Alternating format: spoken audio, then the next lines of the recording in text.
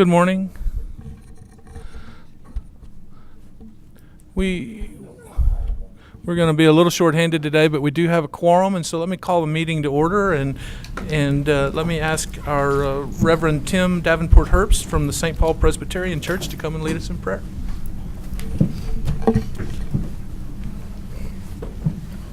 Let's come to God in prayer.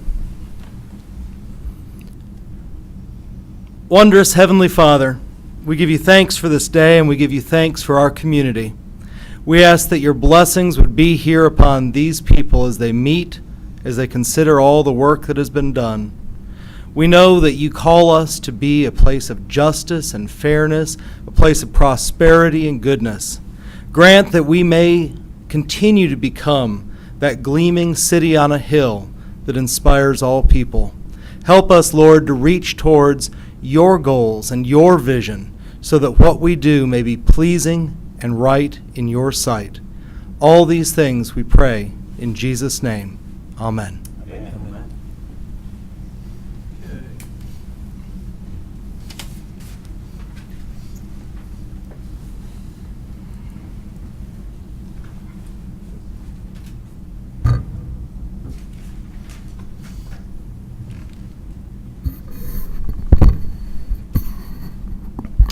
This morning, I have a young man here to help me with the pledges, and this is Tristan Tiftiction. His name is definitely one I got to be careful with. I'm trying to make sure I say it correctly, but did I get it close? Outstanding. Come join me and let's lead him in prayer, or in the pledge. This young man's an 8th grader from Trinity Lutheran School.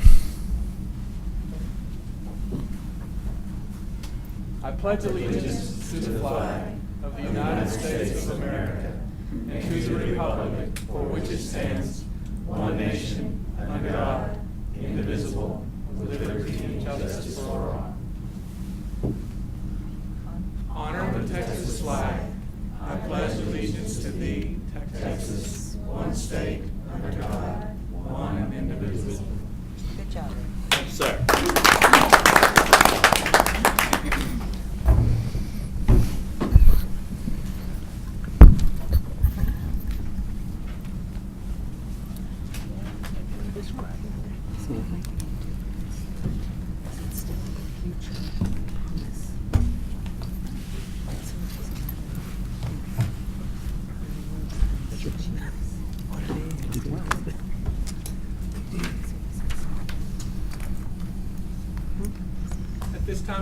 At this time, we take public comment. The council takes public comment on all items in the regular agenda. Public input on a regular agenda item will be taken at its appropriate discussion. Public input on an item not on the agenda or consent agenda may be identified and requested for consideration by the council at this time. Also, the council may request an item to be placed on a future agenda, excuse me, or for a consent agenda item to be moved to the regular agenda for public comment. Council? Public comment at this time? All right. Mayor, Consent agenda? I do have a little comment to make. Sure. I've been contacted over the previous week and a half by at least 4 citizens, and I wish Ricky Dixon was here.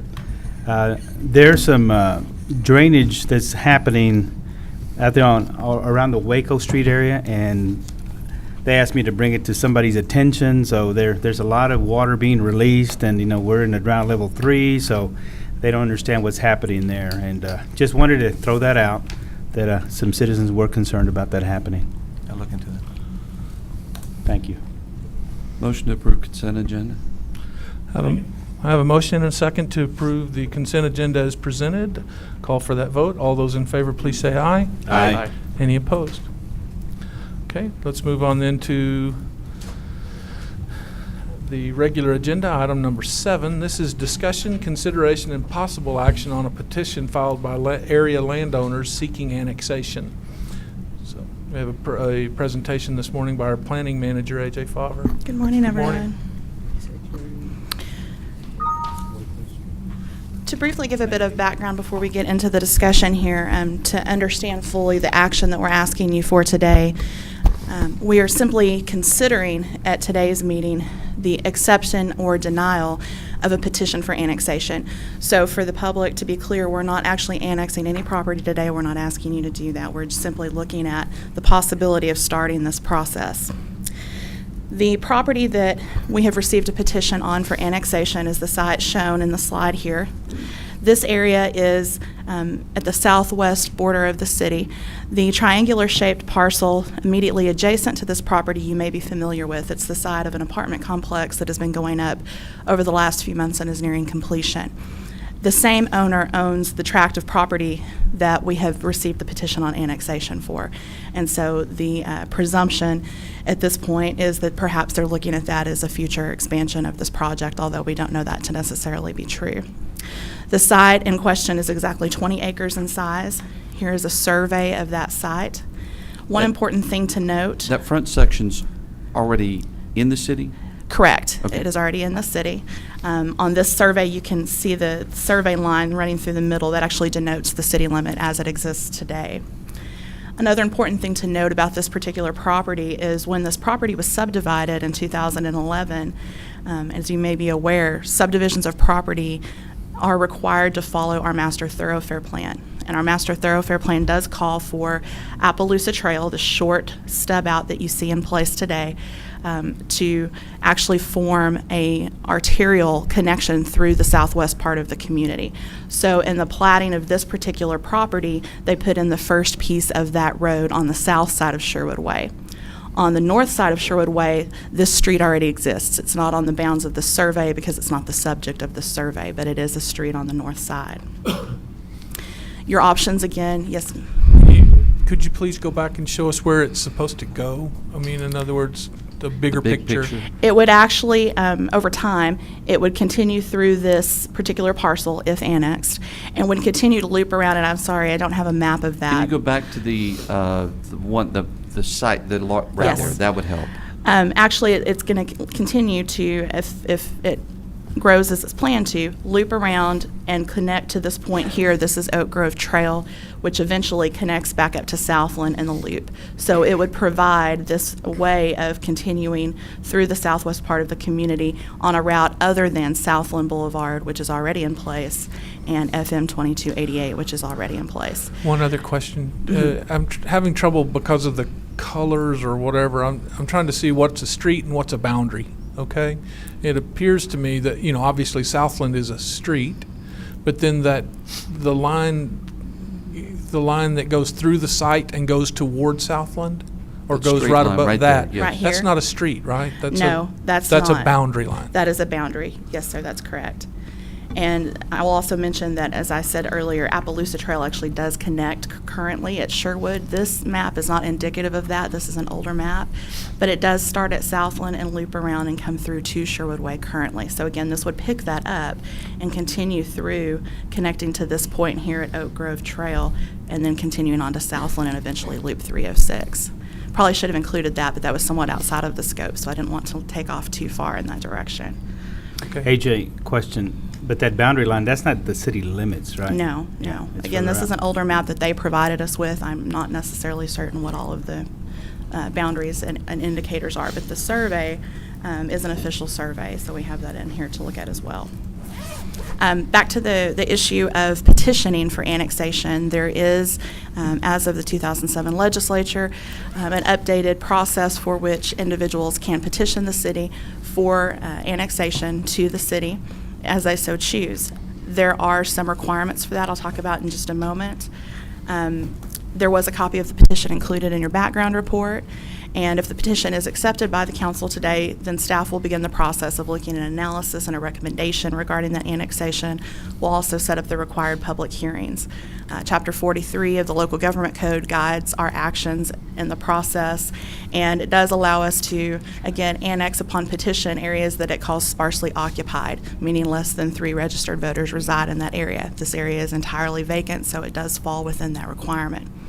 Another requirement is that the area be less than half a mile in width. We've also verified that that's true with this property as well. So this allows us more of a annotated timeline than a typical annexation would. I also want to make sure and make clear that if you choose to accept the petition today, it does not commit the city in any way to annexing part or all of the area. It's simply the council saying we would like to explore this, we'd like to hear public comment on the matter, we would like the staff to look into the possibilities. So understand, if you accept the petition again today, you are simply asking us to initiate the process, and you are not committed to actually annex that. That's a choice that you can make at the time that decision is appropriate. We are also asking you to, in your motion today, if you choose to accept the petition, to also accept the proposed schedule that we included in your background report. That schedule would start with our December 18th meeting, and that would end with the February 15th meeting. We're required to hold 2 public hearings, for which we only hold for public comment. There's no action taken.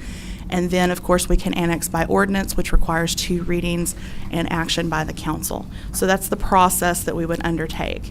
At this time, I'm open to any questions that you might have, but again, those 2 items are the items we're asking you for action on today. Okay, sir. Sewer and water availability of this area.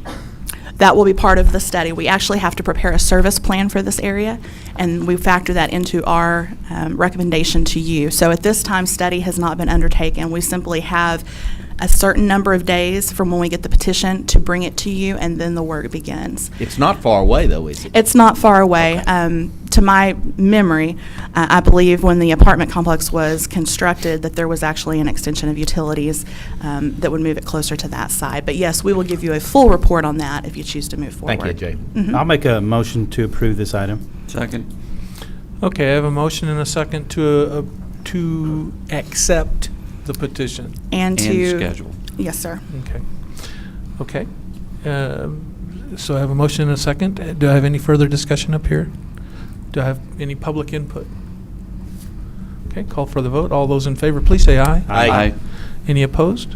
Okay, let's move to item number 8. First public hearing and consideration of introducing an ordinance amending Chapter 12, Exhibit A of the Code of Ordinances concerning Z 12-13 Creed Partners. Ms. Trying to Robert? keep the presentations a little bit shorter today, so I'm going to move through them, and please feel free to ask questions. I'm going to kind of move through the background quickly. On this request, we had 6 notifications that were sent out. We received 1 in favor of the request, 1 in opposition. In discussing the matter with our Planning Commission, the gentleman that wrote in favor attended the meeting and discussed that his uneasiness with the request was simply that he didn't have enough information to know exactly what would be put on the site. So we talked about the idea at the Planning Commission level that, again, a zoning change to the CG zoning district. I'm sorry?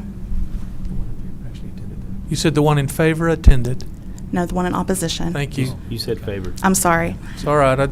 What you're describing sounded like the person in opposition. What you said was. I'm sorry, I all right. apologize.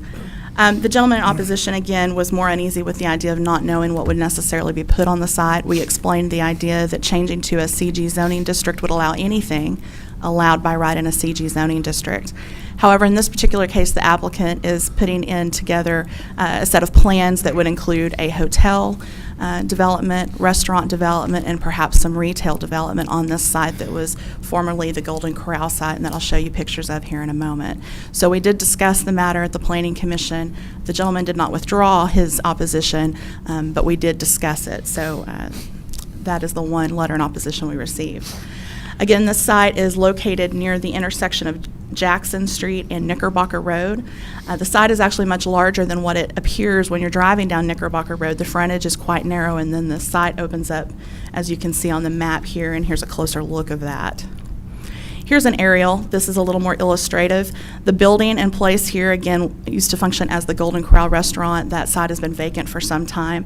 And the remainder of this site that opens up behind that frontage off of Knickerbocker Road is actually vacant right now and would be utilized in the development of this property.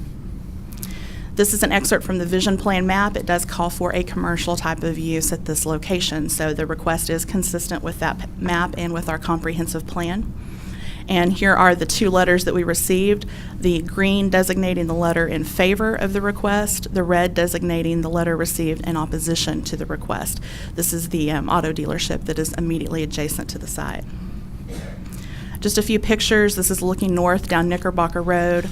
You're all probably very familiar with the character of that corridor, and so we'll move through those quickly. But this is actually the subject property, again, with the building on site that I mentioned earlier along Knickerbocker Road.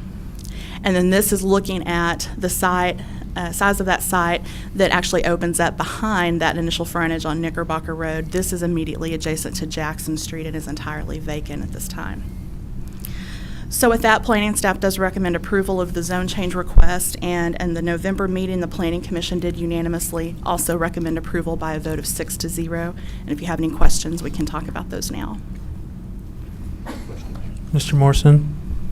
AJ, could we leave this light manufacturing and give an exception for what this guy wants to put in as far as motel and restaurant, and leave the zoning the same instead of changing the zoning on the property that might someday allow something we didn't want there? Well, and it was the applicant's choice to go that route. The comprehensive plan calls for this Knickerbocker corridor to become a commercial corridor, and it really has in a lot of ways. The outdated zoning is in place, the manufacturing zoning is in place in a number of locations, and our staff is actually looking at, in the next fiscal year, we'll be studying all of the manufacturing zoned properties in the city to determine if they really need to remain as they are or if they really need to change. But this really is better for our planning purposes, for it to change to a CG. That's what we call for. That's what the long-term plans are. And quite frankly, that's what's developed there. So while there might be other pockets of the city where manufacturing zoning would be more appropriate, we don't really feel that this is one of them. Other questions? Motion to approve is presented. Okay, I have a motion. Second. I have a motion and a second to approve as presented. Let me call. Question, may I? Oh, of course. I was just about to get public input, but let me see what Well, you got. that's kind of what I wanted. I wanted to be Well- sure Mr. Mitchell was satisfied with this. Well, let's let him. Okay, do we have any public input? Okay, call for the vote. All those in favor, please say aye. Aye. Any opposed? Okay, let's move forward then to the next item on the agenda. This is item number 9. First public hearing and consideration of introducing an ordinance amending Chapter 12. This is the Z 12-14. I don't know if that's Basil or Basil El Masri item. Basil, I believe. I think our slides were backwards. I apologize. Here we go. On this request, there were 9 notifications required to be sent out. We received 1 in opposition to the request. The letter received in opposition was concerned about the view of the storage on site from their property that is directly behind the subject property. I'll show you the actual parcel here in a minute. The letter of opposition was in your background report, but to summarize, it talks about the unattractive nature of the business being conducted in front of their residents, and that they would like to see a solid opaque privacy fence to help screen that view from the particular business. It also mentions Brandon's Nursery, which is right down the street, which had to require that. It did require an opaque fence to be placed. I believe that was part of the conditional use that was approved for that business. We'll look at all this on the map to give you a better view. The subject property is shown in gray here. As you can see, a large amount of that property is already zoned for CG or general commercial zoning. So at this point and at this time, the property owner would simply like to see the entire tract zoned as one zoning district that would make it easier both for use and potential sale down the road. So the uppermost portion here, this long, narrow tract, is still zoned Ranch and Estate or R&E zoning. This particular request came out of a situation where the gentleman was storing RVs out on the site, and staff let them know immediately that Ranch and Estate zoning did not allow such storage, but that the CG zoning did. And so this discussion led to the ultimate application for zone change at this site. Here is an aerial photograph. This is a somewhat dated photograph, but it does show some of the business that you see between South Bryant and Ben Ficklin Road that is in place today. You do see some intensity in that activity, as that is, again, the area where 2 major arterial streets come together, and we see a lot of the truck traffic that comes in and out of the city. However, there are some residences that are back behind, somewhat off of this aerial photograph, as well as a couple that you can see on the aerial photograph that have accumulated around the river bank that is located at this location.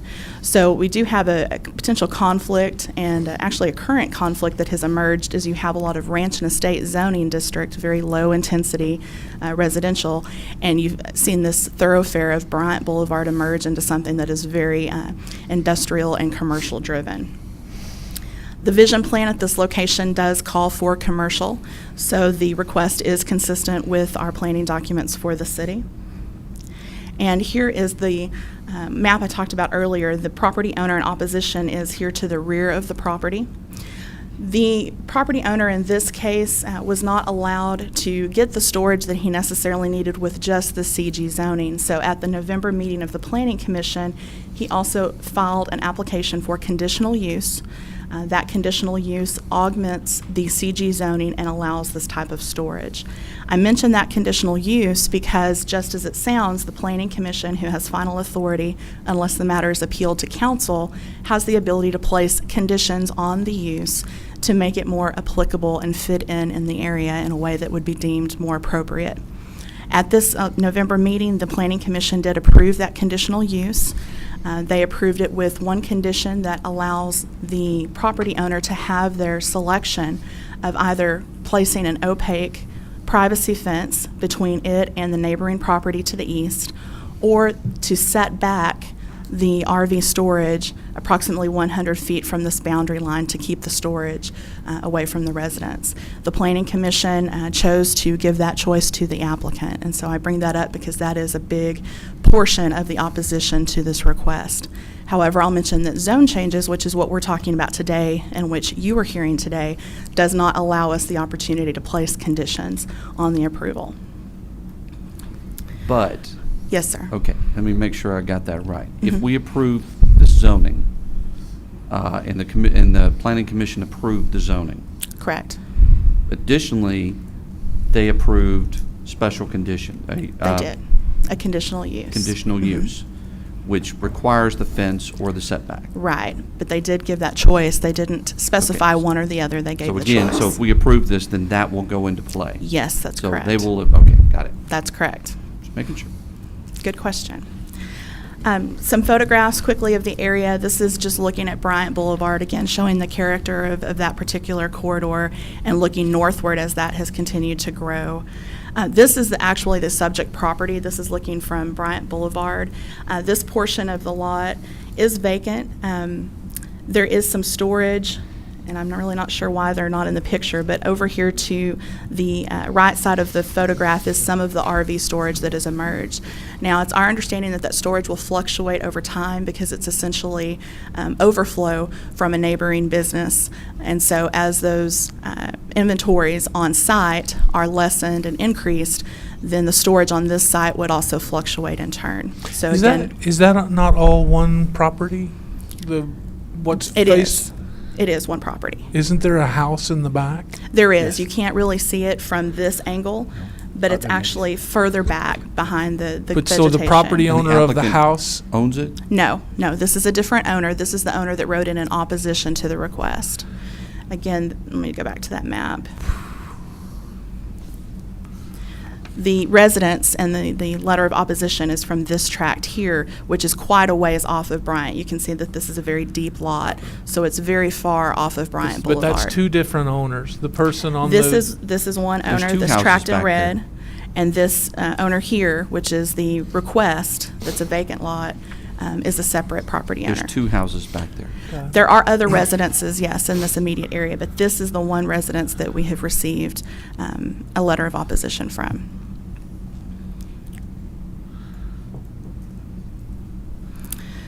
And the current zoning is mixed? The on current that zone is mixed. parcel? The northernmost part of the parcel is zoned ranch and estate. The remainder, the majority of the parcel is zoned CG, general commercial.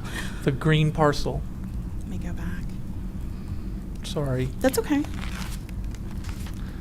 you know, that If whatever. I was doing a better that job, color, you would follow That me. color is, This area right here is the entire parcel.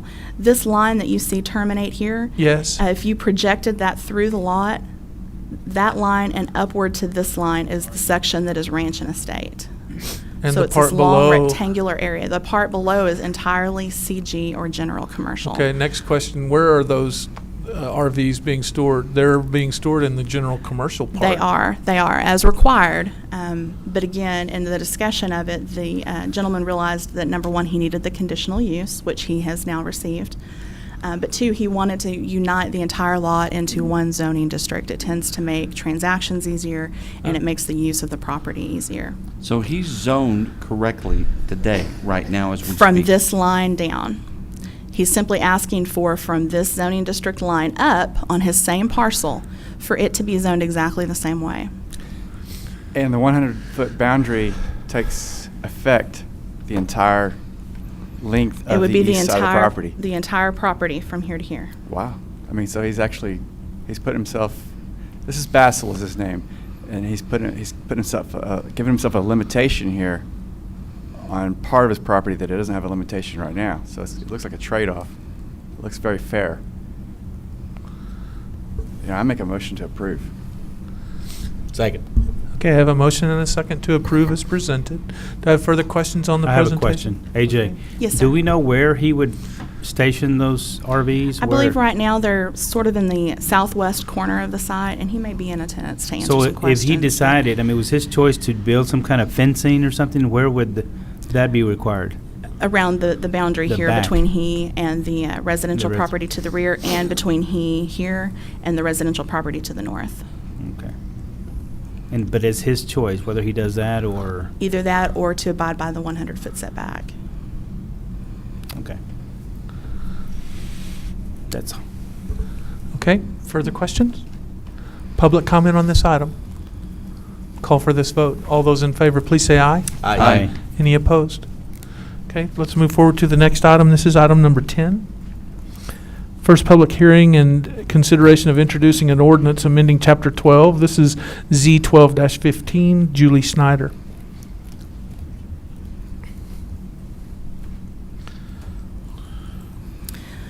On this request, we were required to send out 4 notifications. We received 1 in favor of the request, 0 in opposition of the request. This particular request would be to allow an animal crematorium. It's not one that we hear very often. It's the first case we've had of this type in quite a while. But in our zoning ordinance, an animal crematorium is defined as an industrial service, and that will be important later on in the presentation. The parcel in question here is located at the intersection of Lake Drive and Bryant Boulevard. And here's an aerial photograph, again somewhat dated, but it does show the character of the area. As you see southwest of the site, you do see some residential development, and that is consistent with the ranch and estate zoning that's in place on those lots. Alternatively, the Bryant Boulevard corridor in this area is largely manufacturing in terms of zoning. There are some spots where that ranch and estate zoning is still in place, and this is one of those locations. You'll note that this black solid line that splits Bryant Boulevard here is actually the boundary line for ranch and estate zoning. So although the aerial photographs illustrate some industrial storage and that sort of activity in the area is actually zoned ranch and estate. This was allowed through a series of special permits that were approved by the council back in the 1970s. The lot in question here is actually owned by the adjacent property owner who has a residence at this location. And this is an excerpt from the vision plan map. It does show that this particular lot calls for a type of commercial usage, and this commercial usage is expanded to follow this corridor of Bryant Boulevard. The light green that you'll see to the southwest and the east of the property, southeast and east of the property, calls for rural, and that would be consistent with the ranch and estate zoning that's in place today. So it does create a sort of conflict between those two types of zoning. And the Planning Commission and city staff at the latest Planning Commission in November had a very lengthy discussion about how to handle this conflict. It's something that's not ideal. It's not something that we would like to create, but unfortunately it exists today. And so we'll talk about the modification to this request in just a moment. This is, again, just to illustrate that we do have dual property ownership between the subject property and the neighboring property on which a residence is placed. This is looking north at that same subject property from Lake Drive. Off to the left, you can see some of that industrial type of storage that I mentioned earlier. It's on a different site altogether. This site is fully vacant. I believe there is maybe a storage shed you can somewhat make out to the right of the property, but other than that, it is entirely vacant. And then this is showing that intersection right in front of this lot. Again, that long corridor of North Bryant Boulevard as you're exiting San Angelo is just in front of that, as is the frontage road that you can exit onto or off of as you're coming through that area. And here's another view of that intersection. This is looking east from the subject property at the neighboring residence. Again, same property owner. And in looking at the options for this request, the Planning Commission took the second option, which we don't see very often, and chose to make a modification to the request before sending that to you for approval. So again, the discussion of heavy commercial was very lengthy. There's a number of things that are allowed in heavy commercial zoning that are not appropriate neighboring residences, especially low-density residences. And so you also have the outside storage component and some of the noxious types of uses that heavy commercial zoning would allow. So in this case, staff and the Planning Commission came up with an alternative to look at a CG zoning district, something that's less intensive, that's more appropriate for an intersection, and with a conditional use would allow the same use without jumping up to that really heavy intensity type of use that we're trying to avoid. So the Planning Commission's modification and their recommendation to you was unanimous, 6-0, to recommend approval of the general commercial zoning district rather than the heavy commercial zoning district. Again, would still allow the use that Ms. Snyder is looking to do, but would probably be a better choice for that neighborhood and surrounding area. So staff also recommends approving that modification, and if you have any questions, we can discuss. Okay, questions, Mr. Morrison? No opposition. There was no opposition. Motion to approve is Second. presented. Okay, I have a motion and to approve and a second and any further questions from council? Okay, open up for public input at this time. Okay. Okay, Ms. Snyder. Yes, my name is Jim Turner. One of the neighbors in that area got in touch with me about some concerns about the air quality, et cetera, and restrictions on something like a crematorium in that area. But because it's ranch and estate and you've got large properties there that were outside of the notification area and didn't know how to write in opposition, and apparently they didn't get in touch with staff or council member for that district about that. But I think that's one of the things that needs to be really looked at when you're talking something like this, is what are the regulations for a crematorium, and are those appropriate that close to properties where basically you have people with large properties that have horses and other animals on it, but from the aesthetics and health and safety issues. And I don't think those concerns were adequately addressed to this resident in that area. She was very concerned about the fact that this was going in, and I gave her the people to contact. Apparently she was not able to do that before today. Thank you. Okay, thank you. Ms. Snyder. Come on. All right. I too own horses, and I am Julie, now that you're, concerned. Ms. Snyder, now that you're up to the mic, go ahead and reintroduce yourself. I'm sorry. It's all right. 'cause I'm it's Julie being Snyder, recorded. and I'm the one proposing to put in the Okay. animal crematorium. I've done some homework on it because I too, as living next door and have animals, was concerned. However, there is a crematorium over on Knickerbocker Road between Arby's and Burger King, and you can go over there anytime. TCEQ has very, very strict regulations. The smell is not an issue. I've talked to employees over at the other crematorium, and I've been over there and I've been out there. Occasionally you might see a little fog. There's a 5% opacity requirement from TCEQ on that. And the smell, they say, is non-existent. There's an afterburner attached. The unit I plan to house inside It's going to have, I'll have the 6-foot privacy fence all the way around the property, including my side, obviously. It's going to be, you're not even going to know what it is, basically. I mean, I have no complaints. I've been to the people over on Knickerbocker Road next door, that new tire place and everything. Nobody even notices that it's there. People come up to that vet clinic all the time. They don't even know it's there. So I hope, you know, I was concerned as well before I went forward with this, and I did a lot of checking with the TCEQ and have had a lot of back and forth dialogue with them. So I feel comfortable with it, and I hope that it, you know, puts everybody else around at ease. It shouldn't Okay. be an issue. Thank you very much. Questions? Okay. All right, thank you very Thank you.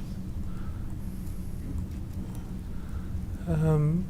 The only question I have, Ms. Favre, it is, her planned use is compliant with this modified? With this modified and with the conditional use, which the Planning Commission will be hearing at their next meeting. So the combination of both is required, but this is the first piece. Okay, thank you. Mr. Morrison? And you are satisfied with this, Ms. Snyder? I guess the Mr. Silvas? only question I have, Ms. Snyder, and I wish I would have asked you before you sat down, but what is this fog that you talk about? What?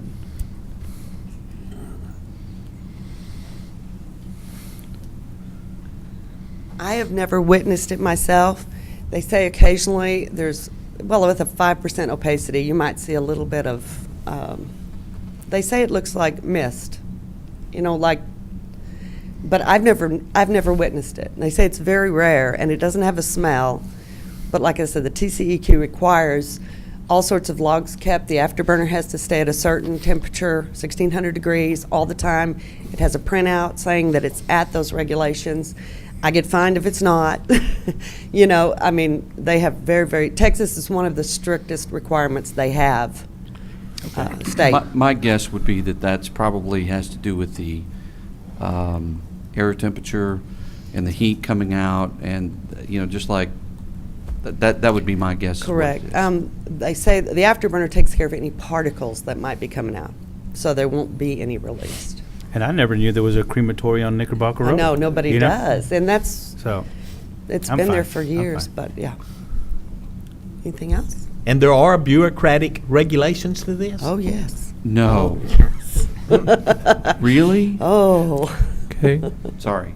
it's all right. Any other questions? Facetious there. Memory's failing me. I made the motion. I second. You second. Yeah. That's what I thought. Giddy up. They're going, We holy just waiting smoke. for the vote, bud. All It's called right. old age. We're waiting on you. Thank you. Thank you. I think I'm ready to call for a vote. I have a motion from Mr. Morris and a second from Mr. Hirschfeld, and I now call for the vote. All those in favor, please say aye. Aye. Any opposed? Thank you. Let's move on to the next item.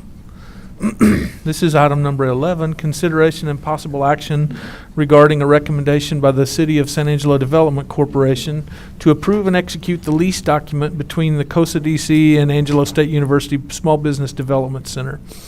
This is a presentation by our Community and Economic Development Director, Sean Lewis.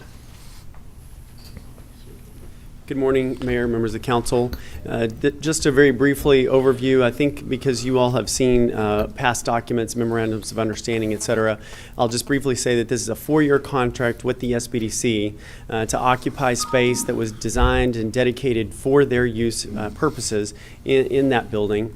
The lease amount is $19,988 a year, and would be a 4-year lease with a 1-year automatic renewal. So if you have any questions about that, Dave Erickson with the SBDC is here. This has obviously been a long time coming with our partnership with the Economic Development Group, so we're excited to see them coming into the building in December. So Tech/ASU and Paralegal. City of San Angelo are in agreement on the legality or the legal portion of that? Yes, sir. It's been reviewed by, the Texas Tech System, And ASU. both sides are happy with Yes, that sir. right now? Motion to approve. Second. Okay, I have a motion and a second, and need to see if there are any questions from council. Okay, do I have public input on the item? Call for the vote. All those in favor, please say aye. Aye. Any opposed? Okay. Item number 12, this is a discussion and consideration of the city's water conservation credit program. I have a presentation today by our Assistant City Manager, Michael Dane.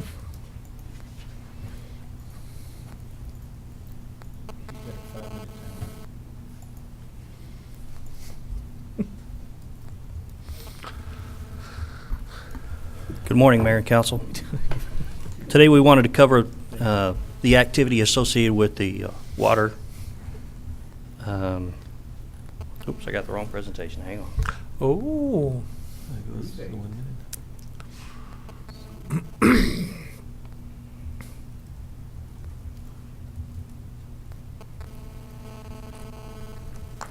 I'm sorry. Good morning, Mayor and Council. We want to talk today about the activity associated with the conservation credit program.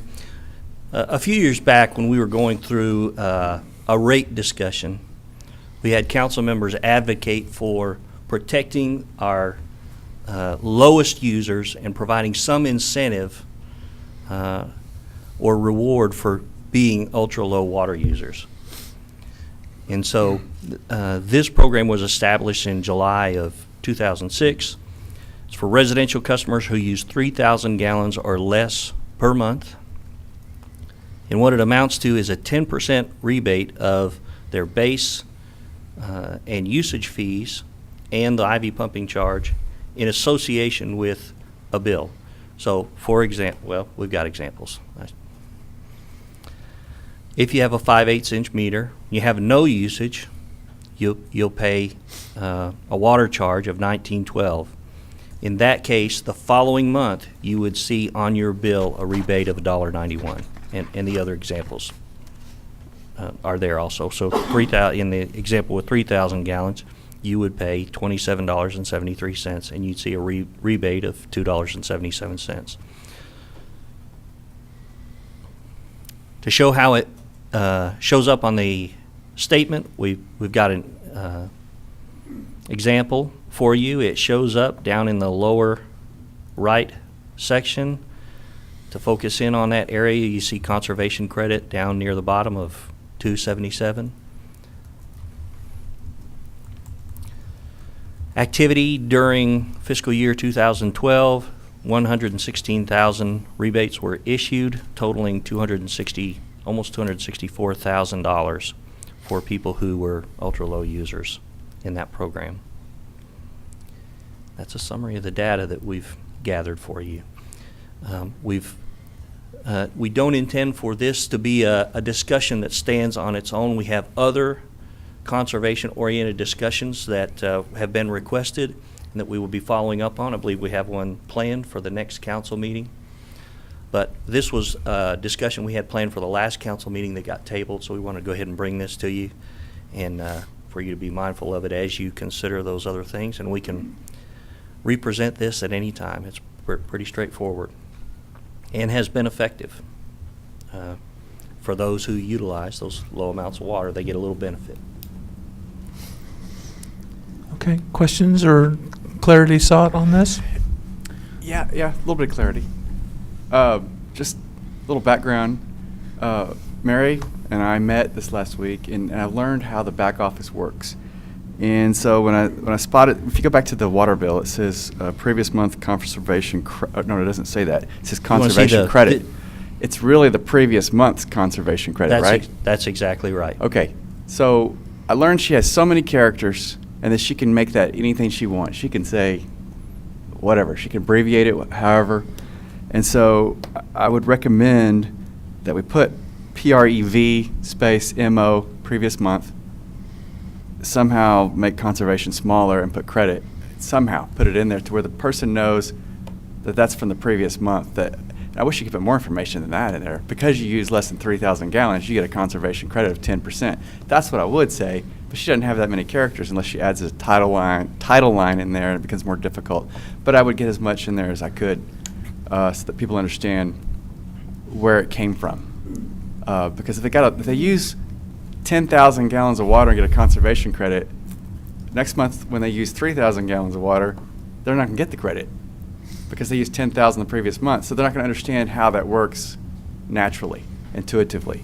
And so that's why I would make that recommendation. And if any of you ever see the bill, and you think, could be said differently or put differently, call Mary, and she can make recommendations and make changes pretty easily. It's pretty neat how she does that. It is, and that is the eternal struggle, the balance between completeness of information versus simplicity of usefulness, Exactly. simplicity and usefulness. So Exactly. we can wordsmith this. If you'd like some reference to previous month in that line, in that description, we can work on that. I've got a question, or a comment. You know, the 3,000 gallon or 3,000 gallons or less users, that's great. I mean, those folks are barely using any water. You know, I think on an average, some people may use 7,000 or 8,000. I'm guessing. You know, some I of think the you're lower right. end. I think that in But the I'm, past. I'm curious to see, we're in a drought level 3. We're talking about gallons and usage. How many folks out there, I'd be curious to find out maybe next time, I don't think you have the information with you. Are we still seeing the residential users of the 100,000 gallons or more, If 80,000? we're in which drought level? The one where, what did I say? You said 3. Okay. But It- it's okay. I just want to The make what, sure. the level we're in now. Okay, the drought drought level we're one. Are we still seeing the 100,000 plus? Mary, do you Well, know, or? I wouldn't be surprised if we did have some users at that level. Probably mostly weather-driven, and it has been pretty dry. If you would like us to prepare some report and send to you users above a certain amount, we can do that. Would you like that in a Friday packet, or would you like this to come back for public discussion? Public, I think, but the public needs to know what's happening out there. You know, everybody seems to be in the conservation mode, but I think maybe there's some folks out there that may be abusing that. You know, that's just me. I'm just curious. I think our staff's ability to discuss what names are associated with those accounts may be limited. Right, I but understand that. Certainly some statistical information, I think, Yeah. would be I'd like available. to say, okay, let's look at the top 1% of the users. What percent of the water are they using? If the top 1% is using 24% of the water, that's a lot. I mean, that's 1% using quarter of the water. So if that, I'd like to see that graph. And they may be 2%, top 2%, top 0.5%, but somewhere in there you can get a good feel for what the top users are using. And Well, that in might be a almost good- anything, and I mean, there's just got to be balance in what we do, and there's got to be some effort towards conservation. That's fine. At the same time, I keep cautioning you that you sell water. Yeah. You know, and so one of the things he might need to explain to you is whether it's commercial use or residential And use. that's what I said, residential. I'm just interested in, I can understand commercial use. Okay. Residential, you know, because, yeah, we sell water, but if we don't have it, there's nothing to sell. And we're all at the short end at the end of the Okay. day. So Well, and drought level 1 obviously is of four drought level of 4 conditions. One is the first one is called conservation level. The second one is drought level 1. The third one's drought level 2. The fourth one's drought level 3. So we're in number 2 out of 4. We're not in number 3 or number 4. We're in number 2 out of 4. And so I just want to make sure that we keep some level of, again, you have to sell it. You have to have income. You can't put chlorine in the water if you don't have income. You can't make improvements to water pipes if you don't have income, and so forth. So I just want to be careful. It's like on the one hand, we need to be mindful of conservation, but on the other hand, we don't want to cut our nose off to spite our face. I mean, we want people to buy water when we have water. Otherwise, we're not going to have the income necessary to run the water department. So, somehow trying to navigate that is what we're trying to do. Make sure you have income, and that you can provide safe water, and you can treat the water, and you can provide new pipes, and you can do maintenance and repair, and all the things that you have to do. And you have to sell water to be able to do all of those things. And at the same time, some kind of curb. The curbs we've put in place historically have been financial. So if someone uses a lot of water, they pay a lot of money. And the idea was, if they pay the money, then that's the balance. They're Right. paying for more of the pipes being replaced, more of the treatment of the water, and that kind of thing. So I'm just mindful. And I agree, because mindful. those folks are going over the 10,000, they're paying for it. You know, I totally understand that. My interest, my sole interest is to see the usage that's happening out there, you know, when you have that big fire hydrant spilling thousands of gallons on on the street, that's one thing, but residents, just curious, what is being used, how much is being used out there? We'll develop some kind of data, bring it back, or we'll mine the data and bring it back. My notes say top 1% of residential users and presented at a council It's meeting. got to be bigger than that. And It may be 4%, maybe 5%. There's a Well, balance in but there. You got to find it. Paul, the typical thing would be Top the 10. 80-20 rule, right? Oh, yeah. 20% of the users are going to use 80% of the water. That's right. And so, all I'm looking for is, right? I mean, I debated my daughter last night. I told her about that rule. She thought it was crazy. I'm just so glad you brought it up. Okay. Top Controversy. 10%. But so, 10. so I'm just simply saying, maybe you just do something that kind of shows us the top 10 to 20% Yeah. of the users, because it ought to be Okay. a fairly large. Is there an actual gallon usage threshold that is particularly sensitive to you? I mean, would you think that See, at I don't- 50,000 I just gallons? keep that's- thinking, I don't know, I keep thinking if somebody has ranch and estate, it's one thing. If they have, that's why it's hard for me to figure this out. But there's we'll- a we'll difference try to between find residential and ranch and estate, right? No, There's not? no. Residential, ranch and estate. Well, like you'd have 2 acres of grass, Johnny, where you can have. surcharges. See what I mean? A guy can have a ranch and estate and have a 2-acre lot, and he can have 2 acres of grass. I would think 35,000 gallons if they're paying surcharges. Maybe that's who. But it's just come up with something. We're not picky. We're just curious. I think if we were to pull all the data for residential users and pick a spot on the graph, where does the graph jump up? The third And cut deviation. that off. That might be 30%, it might only be 3%. But we'll come back with some kind of data and we'll It's a discuss it. We might be able to statistical discuss it from. third deviation in statistics. If you look at it, it's just that. That but- third standard deviation? Yes. Outside the second. I keep wondering about what you have right there, though. Do y'all see what I'm seeing? The ones who use 3,000 gallons get a bigger discount than if you use none. And I just kind of wonder why. Well, are they it's all 10%. 10%, right? Right, so it's And just the way what it you're, works. what you're saying is, how about giving 15% if you use 1,000 Or or standard- some such? $2 or $2.50 discount, Yeah. $2.35 discount, something standard. Just wondering. Well, It's you not know- a big giant deal. You're dancing around billing and rate setting philosophy. And as we discuss at the next council meeting, some of our conservation efforts, what they may or may not be or could be, setting those rates in a way that you think incentivizes good behavior is right at the heart of that. So you have to define what good behavior is, and then you have to build your rates accordingly. I do want you guys to account for the surcharges. In other words, at some point in time, come back to us and say, your surcharges for this last fiscal year were X amount. I don't know, $550,000. I don't know what it is. So that we can say, okay, $550,000, let's distribute 30% back to the lowest users. Let's take 30% and put it into water conservation projects, maybe a pipe connecting the South Pole to the North Pole or whatever. I just want to be able to look at that and make decisions about what we do with the surcharge money or the excess usage. I can't say it. Is it excess usage? I can't say it. Usage. Usage fee. Usage fee, yeah. That's why I don't say that, Mary. I call it surcharge. And you're Well, talking about the. It is the fee you get charged The as a 10,000 penalty for plus. going too high, using 35,000 gallons or more right now, or maybe it's 25. Well, the rates change, It changes with the drought level. right? Okay. Anyway, I just want to be able to account for that and be able to make decisions about that in the future. When we go into a different drought stage and those rates go up, Right. it alters the rate structure. And all of that money goes into revenue, our regular revenue accounts. Those become, at that time, essentially the billing rates, the charges for that water. They're not, because the rate changes, just because the rate changes does not mean that we begin putting it in a different account. Can you And think of a way, Mary? You can't do that to account because for what that? happens, you end up generating less revenue because the volume goes down.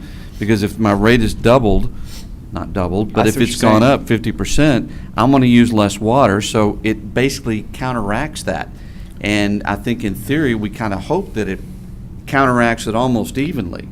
Right. And it may not necessarily do that. My guess is that it typically will go down. That's one of the things. The attempt is to take advantage of the elasticity of demand. In other words, if you pay a higher price, you're going to use less of that product. And if we were to charge more and demand stayed at the same level, there would be no elasticity with demand at that point. And that typically indicates that either the prices have not reached the level where they are a sensitive issue to the consumer, or the consumption has reached a level where it's no longer flexible. There's no discretionary consumption at that point. So I didn't mean to get off in the economics rabbit trail. This council member is interested in a 10 or 15-minute presentation snapshot of what residential users are out there are doing. To be I think that transparent. is a great The spot. transparency Great. is what we're trying to educate the public. That's all I'm interested in, is seeing what's happening, what's That- really happening right there. That's the place to start, no matter where these discussions go. What usage is occurring out there? And you're talking about presenting usage in a general picture, correct? Yes, sir. What I don't want to see happen is that at this drought level stage that we're in, I don't want us to jump into a witch hunt and villainize people for, as the mayor says, producing all this revenue for us.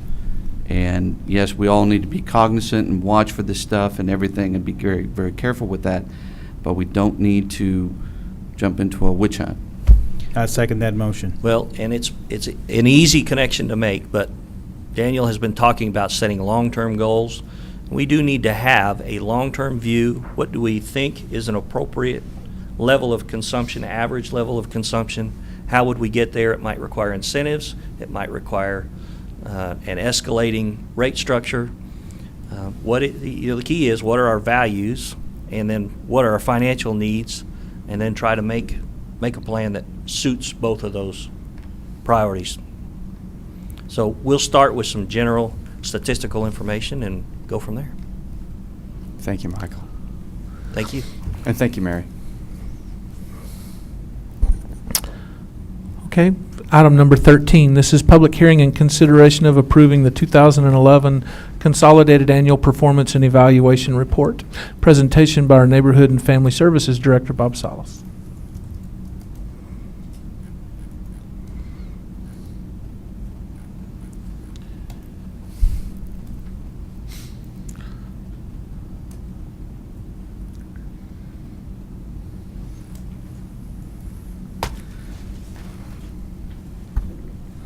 Good morning, Council. The CAPER is an annual requirement that is due the end of December. It covers the past program year from October the 1st, 2011 to September 30th, 2012. The report outlines expenditures, identifies accomplishments, and it addresses some key interest items, and it does require a public hearing. The report is comprehensive, and it covers a variety of issues such as resources, barriers to affordable housing, and lead-based pain abatement, just to name a few.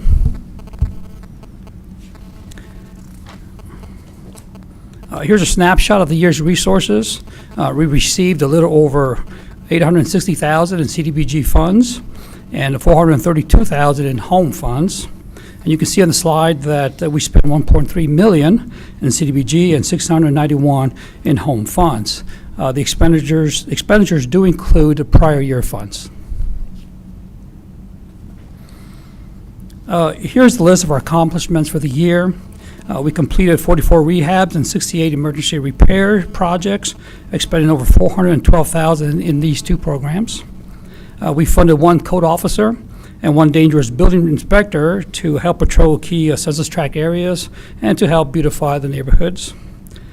We constructed 6 new homes at a cost of $432,000. We assisted 24 first-time home buyers with down payment and closing costs.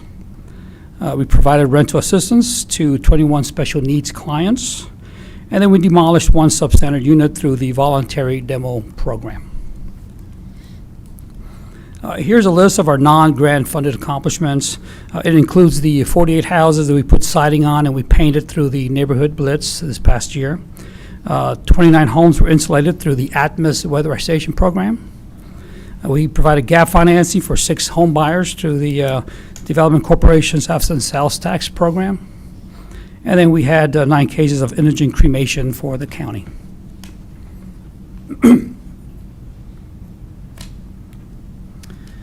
We advertised the caper through the ads in the newspaper and then on our city's website. And we made hard copies available to look at the key locations throughout the city as dictated by our citizen participation plan. And we're asking council to approve the report as presented.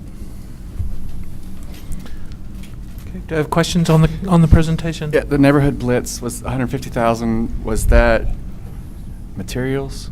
That Or was materials, labor for siding, So- contractor costs. Contractor labor, because our city staff Yes. labor was not included. No, that was Okay. not included. Okay. That was just strictly contractors. Okay. To put up siding and, yeah. The paint was good. The city labor was a contribution? It was. Okay, all right. It was. very City good. labor was a contribution. Habitat provided the paint. We just needed contractors to put up the siding, and that was the cost. That was the high cost. Mr. Silvas?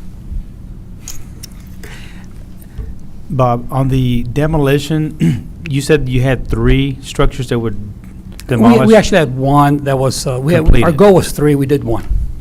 How does that come to your department as far as, how do you arrive at what There's you a couple of demolition programs. One is through the Dangerous Building Program. They do it involuntarily, and I don't keep those numbers. The ones that come to us are folks who just want their house knocked down, and we provide the cost. If they're low mod income citizens, we can do that for them. I didn't know that, okay. Yeah, and we do that. We Two earmark about different- 10,000 a Two different year. animals there. Yeah. Further questions on the presentation? Motion to approve? Okay, I have a motion and a second. Do we have any public input on this item? Okay, call for the vote. All those in favor, please say aye. Aye. Any opposed? Okay, I'd like to call for a job, Bob. 15-minute break, please. Meeting back to order.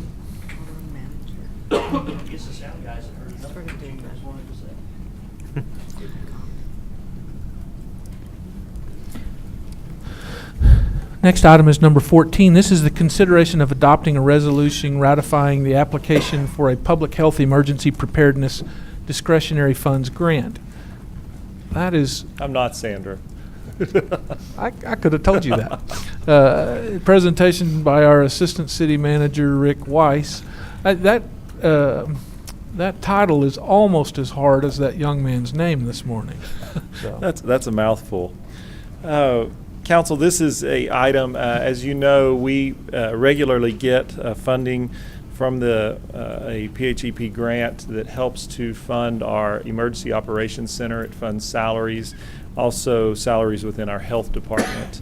And on occasion, they come forward with additional opportunities for us to apply for grant dollars for specific projects, and this is one of those. Last year, we were able to apply for one as well. We were able to do some improvements out at the animal shelter, which serves as our sheltering location in events where we have disasters and have to house animals. This year we have another opportunity to do that. The particular grant, if we get it, is a 90% grant, and then we have to provide a 10% match. So in this case, as you can tell, what the grant opportunity does is this slide reflects, but the project has to align with the criteria for PHEP grants, which is the Public Health Emergency Preparedness grants. And funding for these is just a one-time shot. It's not like our other grant where we get it yearly for operations. In this case, the project would create a Public Health Emergency Response Center at San Angelo City Hall, which allows us to coordinate response to the public health emergencies. As we are set up right now, the EOC is out at the airport. You've all been there. It's very nice, but we are not able to link City Hall necessarily directly to that from our conference rooms and so forth now that we've moved back in. So in the event where we're having something smaller that's going on, or you have a group that's having to work there, this will allow those facilities to be linked. Or as in a recent practice that we had, the City Hall was actually infected infected with a white powder in this practice, which required it to be quarantined, so you couldn't have those people going back and forth. So this is a project that would allow us to link those facilities together. The project would utilize technology advancements, allowing San Angelo City Hall to be used as a virtual extension of the EOC. It will establish a public information, command and control and supporting centers within the 3 conference rooms within City Hall. And within that, it also has some components retaining around the server that Anthony uses from a public information standpoint. So there's 2 parts of it. The amount of funding requested from DSHS in this is $117,000, with the match required from the city as $11,700. The 2 components are PIO server and supporting equipment. That total is $17,936. You can see the grant is 16 of that, and the local match would be $1,794, which would come from the PIO existing budget this year. The second part would be the linking and technology of those conference rooms, the total of 89. The local match would be 99 of that, and that would have to come from fiscal year 13 general fund savings, or at the end of the City Hall project, if there are remaining dollars in that, it could also come from that source. So that's in a nutshell that project. I'll answer any questions. Questions? Motion to approve? Second. I have a motion and a second to approve as presented. Are there further questions or clarity? Is that the total matching, the 11,000? It looked like around 13. 12,000 in that. It says 13,400 in our handout. It would be the 2 amounts, which is 1.7 from PIO and 9.9. Okay. So whatever that totals up. Michael. I mean, that was about 11,700, but I'm saying the president. There, actually, I'm sorry, in a former presentation, and that may have not gotten changed, there was an additional component of this that got removed because it was something that was already funded. So this total that I'm presenting today would be the correct one. That's what I remember. Yeah. Okay. Okay, I have a motion and a second to approve. Do I have any No, that's public the one I input just on the did. item? I want. Okay, minus any other points, I'll call for the vote. All those in favor, please say aye. Aye. Any opposed? What's that? Okay, next item is 15. This is consideration of adopting a resolution ratifying the application for 1115 waiver funds. And this is also presented by Assistant City Manager Rick Wise. This one is a little more complicated, as you may or may not know, that there are funds that are distributed to our area by the government for health care. Historically, those have gone primarily to the hospitals, those type of things. But things changed recently, and the city was given the opportunity to work within that larger group in a regional cooperation. And in doing so, we were eligible to receive funding through this waiver 1115 program that we have not been able to receive in the past. It is specifically, in our case, there's a certain amount of money that can be allocated to health departments, but only if we have certain projects that actually qualify for that. So I'll kind of step through this. In 2011, the Texas legislature directed the Texas Health and Human Services Commission to expand managed care, achieving savings and improving quality. An 1115 waiver provides flexibility for Texas to expand managed care statewide while preserving upper payment limit fundings to hospitals. The goals for the state and this program were to expand risk-based managed care statewide, to support development and maintenance of a coordinated care delivery system, improve outcomes while containing cost, improve and prepare the healthcare infrastructure, transition to quality-based payment systems, and to provide a mechanism for improved coordination in the current indigent care system. In this waiver, Texas was granted the authority from the federal government to create a waiver pool. These funds being distributed through 2 subpools, and one is through as you see, the first option is primarily geared at hospitals, and the second delivery system is the type that we qualify for. In this whole package, we were required to work as a region, as a health partnership. So San Angelo was put into a region with 17 counties: Coke, Coleman, Concho, Crockett, Irion, Kimball, Mason, McCullough, Menard, Pecos, Reagan, Runnels, Schlacker, Sterling, Sutton, Terrell, and Tom Green. And the projects had to fall into one of the following incentives. That's infrastructure development, program initiative and redesign, population-focused improvements, or clinical improvement in care. It could not be focused on a ongoing program that you were just going to fund your staff, or something that was already ongoing and you were just going to, it had to be something new and innovative that was a new program or an expansion of a program. In this case, what San Angelo proposed as a part of this group was to reestablish our sexually transmitted disease clinic within the San Angelo Health Department. As you know, that was an area that was not funded in our prior budget process. So in the waiver 1115 request, the city would basically request $960,000. That would be paid over a 4-year period of time. The city is required to, in that process, to submit a match.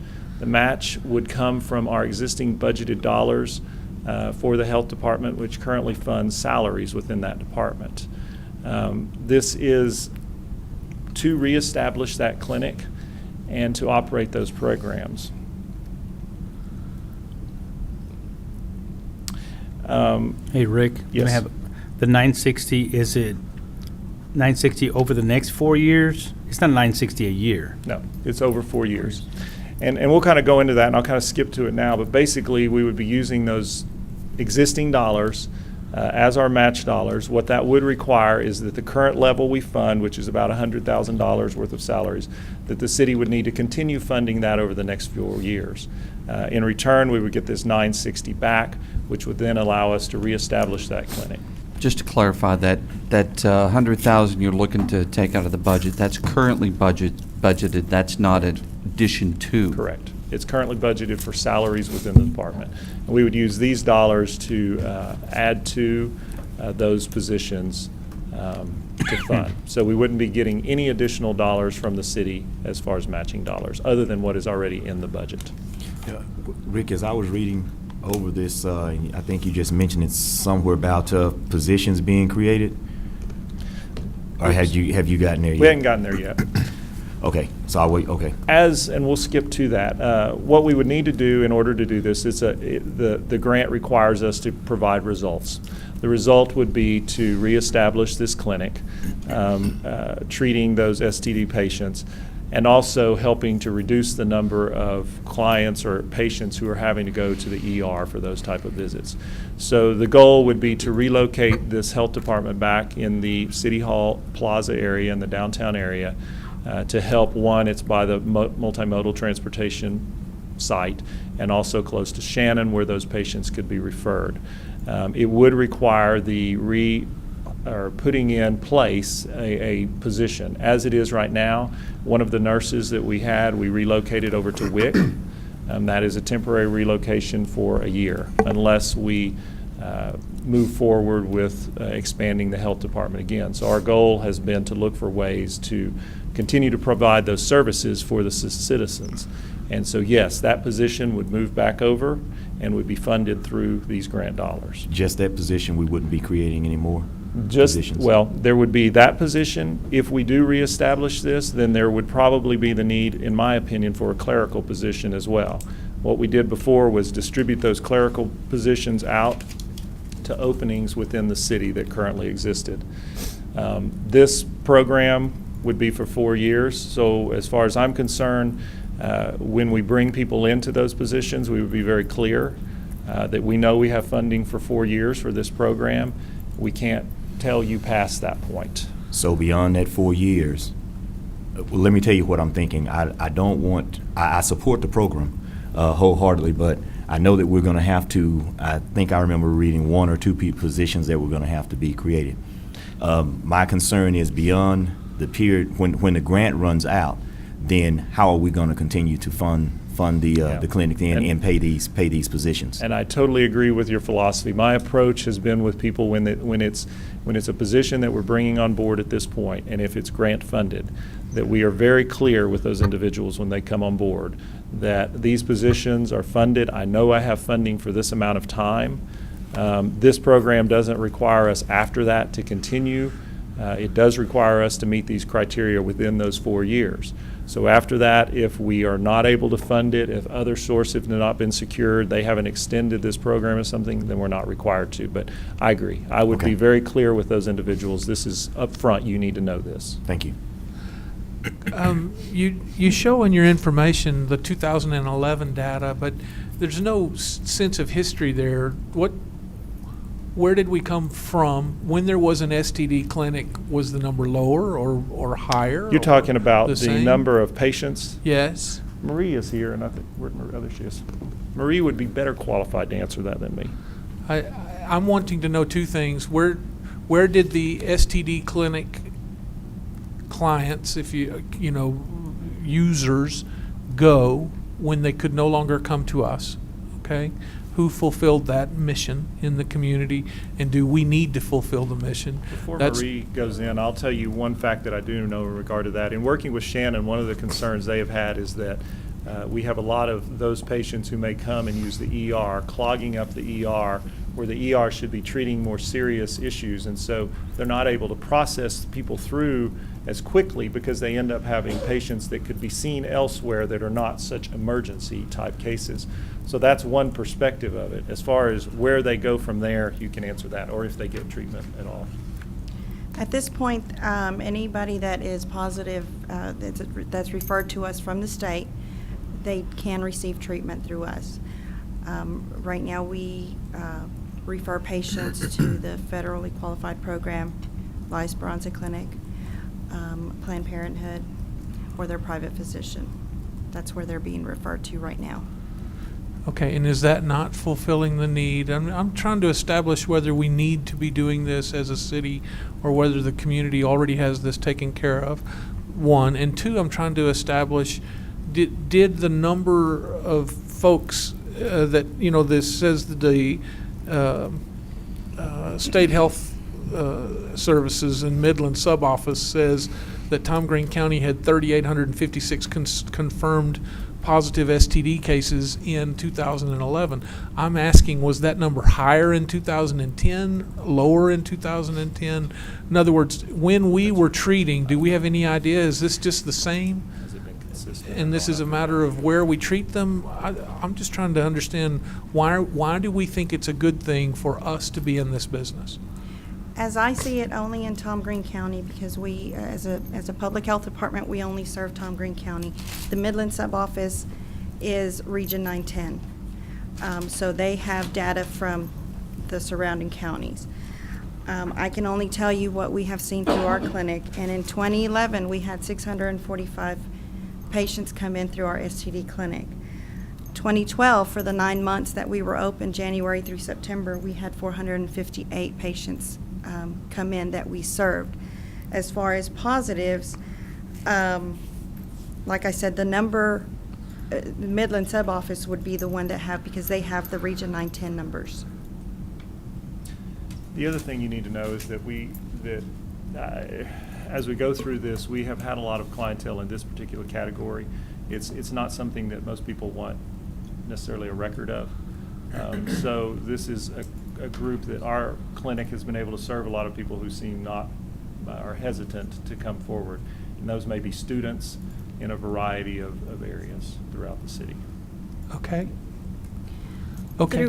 Through our clinic, as a public health department, we're able to provide, we are trained clinicians, we're able to provide the testing, the treatment, the diagnosing, and we're able to have the testing done at a reduced cost through the state lab. These other facilities have a higher charge because they use private labs. Okay. Mayor, as I see it, looking at her notes, it varies as far as the numbers. They go from 2010, they go up in 2011, 2012. It dropped a little bit, but that wasn't a full year. So it appears to be fairly consistent, although it may vary by 50 cases one way or the other. Okay, thank you. Other questions I've on got the a couple of presentation? questions. Mr. Silvas? One, it reads San Angelo dash Tomlin County.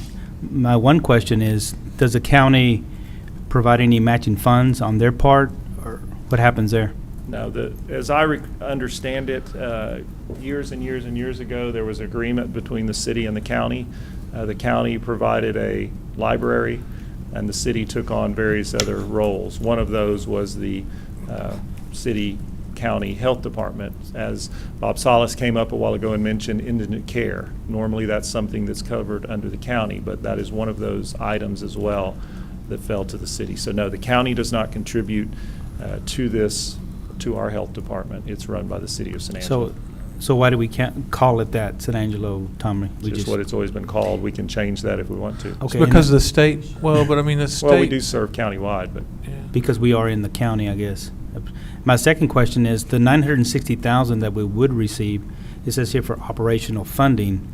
I understand the salaries that we would need to do up front, but the $240,000 a year, what is that equipment, or is that what happens, or what 240 are you? Well, I just divide- 960,000 over 4 years, Over 4 divided years. by 4 years. what is that? It would be used for a total, a variety of things, and hopefully, my hope is actually that it would actually run the program for 5 years, not 4, that there would be enough funding there. So it would fund primarily salaries through that time and operations. So it also would help to establish a location for them. Right now, as you know, we're paying rent out at St. John's campus. So our hope would be, as this says, to remove it back into the downtown area, reestablish a location in a central location that's near Shannon as well as near the multimodal. And if we do that, then that would allow us also to not have to pay rent anymore. We could be back in our own facility. So part of that 960 would be to possibly So find ultimately, I'd like for that umbrella to help reduce cost within the department as well, as far as our budget issue. But again, if you find a new location, are you talking about equipment? Are you talking? I guess you're talking. We pretty much have all the You have it all? equipment. We have most of the equipment, so that we didn't get rid of. You know, we still have those things. But a location facility would be nice, and so this would help, or should establish that fully within the cost of this program and fund those salaries as well. Okay, that's all I have. Mr. Mayor? Mr. Herschel? Just kind of expanding on the mayor's question is, you know, if we didn't have this, you know, there are other options that people can go to and get taken care of. I maybe a little bit deeper is there the possibility that having this more people would get treatment? I mean, are there people not getting treatment because they have to go to a Shannon, or they have to go to another place, or La Esperanza or something? Do we think that this is creating some kind of gap in there where people are maybe not getting treatment? Could it increase the likelihood of getting treatment of people that are not? It's just a question. I know. I appreciate you clarifying my question. That's why I was trying to ask, how many were being treated when we were in the business? How many were being treated after we got out of the business? That's what I was trying Right. to get to. As far as when you have a facility like us that they can provide treatment, the state provides us the medication at no cost. All we charge is an office visit fee. So when you have a reduced cost versus a bigger cost when you get treated elsewhere or tested elsewhere, the reluctancy, because they don't have money, if they're students, they don't have money, if they're on a fixed income, they don't have money, the likelihood of them getting treated is low because they can't afford it. So you are saying that the likelihood of somebody, that this could contribute to the likelihood of somebody getting treatment that they may or may not otherwise get? Exactly. Okay. Because the medication that they prescribe, with some illnesses, they get two medications. This other illness, they get one. So if they can't afford one, they're not going to afford the two. And the state, because it is a reportable condition, the state does provide medication to us so that we can offer to the patients at a reduced cost. Thank you. Okay, thank you. Other questions, Mr. Silvas? I have one last, Rick. Yeah. You know, oftentimes you guys bring us ideas like this, and I'm all for it, you know. It's budgeted, that's fine. But when you talk about within a short window, we have this opportunity, so it's not a done deal, but it's always made to sound like, oh, it's there. We just need to apply for it. So No, I just want clarification that if we're turned down or we don't get the grant, of course, nothing can happen. Is that correct? That is exactly right, and that's why this is brought for your consideration. If we don't get the grant, then we continue operating as we are in the programs that we currently have. But, you know, our mission, as far as I'm concerned, if things there's ways to improve our community, there's ways to offer better service to our citizens and make our city healthier, and there's opportunities to do that without cost to the city, then I'm going to bring those to you. Okay. My goal is to make sure we try to provide those, and yes, we may not receive this. It'll have to be reviewed, and we'll see how the application falls. But Sandra Villarreal prepared the application, did a wonderful job, and I think she made a good case for it. So. And what is that short window? What? I off the top of my head, I can't remember. As far as turning in, we've got to do that already. But as far as when they'll actually give us the review, I think it'll probably be the first part of this coming year. Okay, and having said that, I'll make a motion to approve this item. Second. As presented. Okay, I have a motion and a second to approve as presented. Do I have any further questions from council? Do I have any? I'll say one thing, just because I know Ms. Farmer's not here, and I know she would say that. Her concern is going to be who's going to manage the grant. Done. Okay. Thank you. Okay. And do I have any public input on this item before we call for a vote? Okay, call for the vote then. All those in favor, please say aye. Aye. Any opposed? All right, let's move on then to item number 16. This is discussion and consideration of the possibility of issuing rebates of water fees and any action related thereto. And this is a presentation by our budget manager, Morgan Trainer. Good morning. Good morning. What I have before you is very much the same presentation we had first meeting in November. It was asked to be brought back, and so we have that information for you again. Recall that every April and November we evaluate the water fund balance to discern if there is a available funds to issue a rebate back to the water customers. So recall that since the inception of this program, we have initiated action twice, once to actually give a rebate back to the customer and once to allocate funds to a capital project. So where those numbers sit right now, as of the fund balance, the unaudited fund balance for September 30th, 2012 is $4,858,000. Our fund balance policy states that we have a goal of 75 days, which would be $4,920,000. So very similar numbers there, almost at our goal. However, recall that when we closed out fiscal year 2012, there were capital projects ongoing. Those capital projects were closed out to fund balance and will be carried over into the New Year's budget. That will draw down the fund balance by almost $1.6 million in water main replacements and water meters that will be taken from that fund balance at your next item, actually.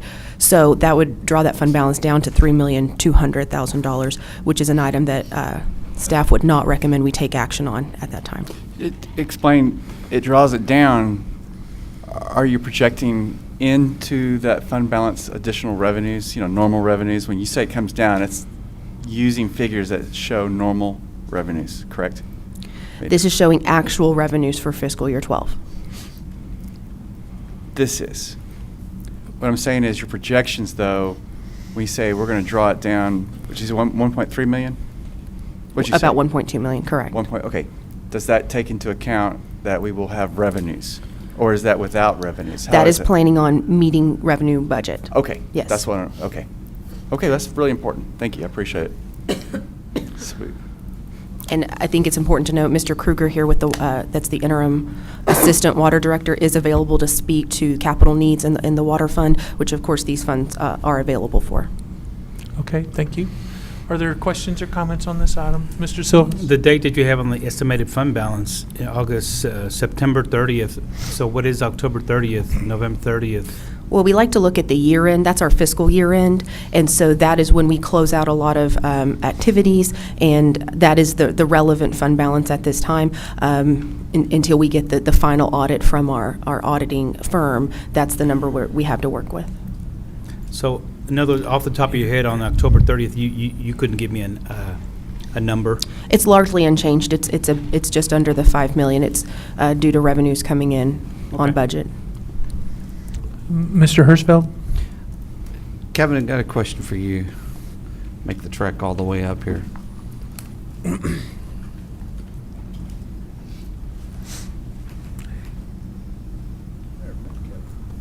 Good morning. Morning. My question is going to be kind of general, and I'm not looking for an exact number on this thing, but just roughly ballpark. Where do we stand on the replacement of our in-city infrastructure as of now? Just roughly.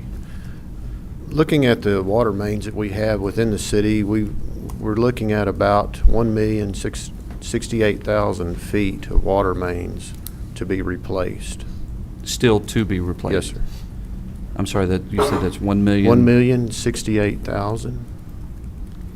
Can you Out give of us how the- many? There you go. Can you give us a total so we have an idea if that's 10% or half? Okay. Or Yeah. We have. And that's we have kind of what I'm approximately looking for. 3.5 We're million. About 10% here, we're 20% Right. here, we're 50%. So you have 3.5 million? Right. Feet And it's of- a little over a million? Yes. Right? Right. Okay. Kendall, are you talking about the 2-inch water mains, or what are we talking about? This is Six. overall. Overall, general, Everything. that's the big pipes, that's small pipes, that's anything in the city limits that's our distribution system is is really what I'm trying to Yes, find. these are just 'Cause potable we started water on a mains. plan 10 years ago, roughly 10 years ago, of working to, funding and replacing all those lines. And I'm just making So sure it that. sounds, it sounds like a little over 70% is done and the high 20% still needs to be done. 28% or so is still to be Well, done. it wouldn't be so, at the plan's inception, we didn't need to replace 100% of the lines. What was the amount? I Or don't is know. this, I don't know the answer. okay. He's out of the 3.5 million, what he's asking is when we put this in place a few years ago, do you have a feel for what was already up to snuff? And Yeah. how, in other words? Not at 10 years ago, I don't. Okay. So now some of Anyway. those that 10 years ago now need to be replaced that maybe didn't then?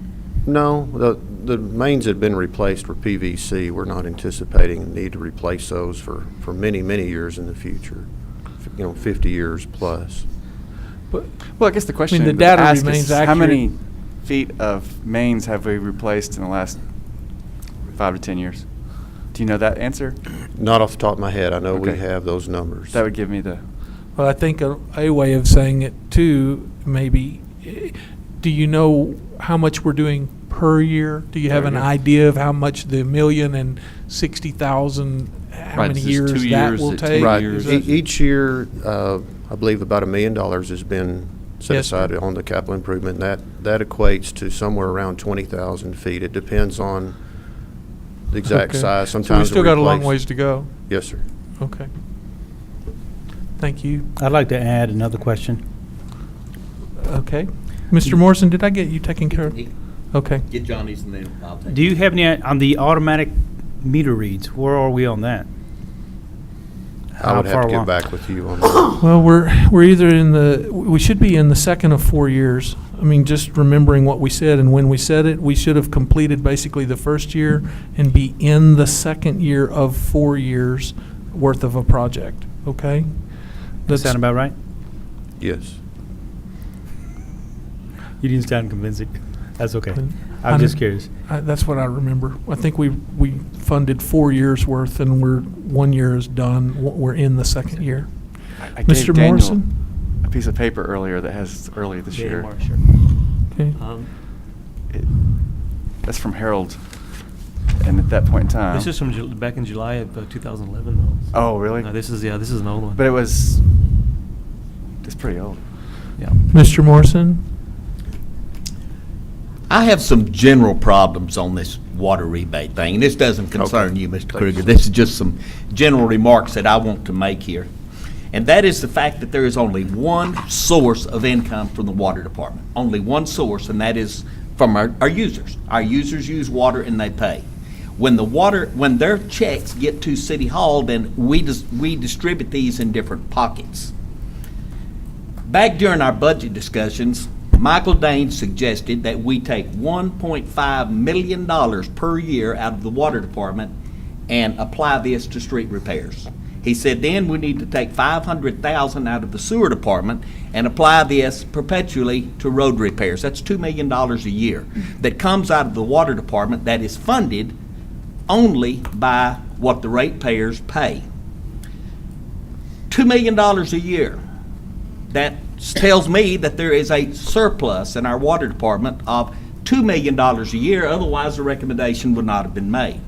We also know that there was $100,000 extra in our water department that we were able to use for furniture. This to me is a surplus. We have been since 2006 been making refunds twice a year, and in this period we have made 2 refunds. Only 2 times has there been enough money in the operating fund to make a refund. And all the rest of the time, this operating fund is sitting down at 50 to 75% of capacity. Therefore, the recommendation is made, we don't have enough money, we can't make a refund. However, we've got these tremendous surpluses in the other pockets of this water department that we're able to, in fact, recommend that we put $2 million a year in the street fund. Something's not making sense here. It all comes from the ratepayers, but yet these funds, some funds are flush, but this operating fund that gives rebates is always low. And I believe, and I am still recommending, and I asked that it be on the agenda this time and it was not, we need a top to bottom, side to side audit of this water department. I want to know where this money's going. I want to know how it's distributed. And I want to know why some funds are always flush and the operating funds are always low. So I think we need to give some money back if we've got extra money. And my questions have not been answered by this.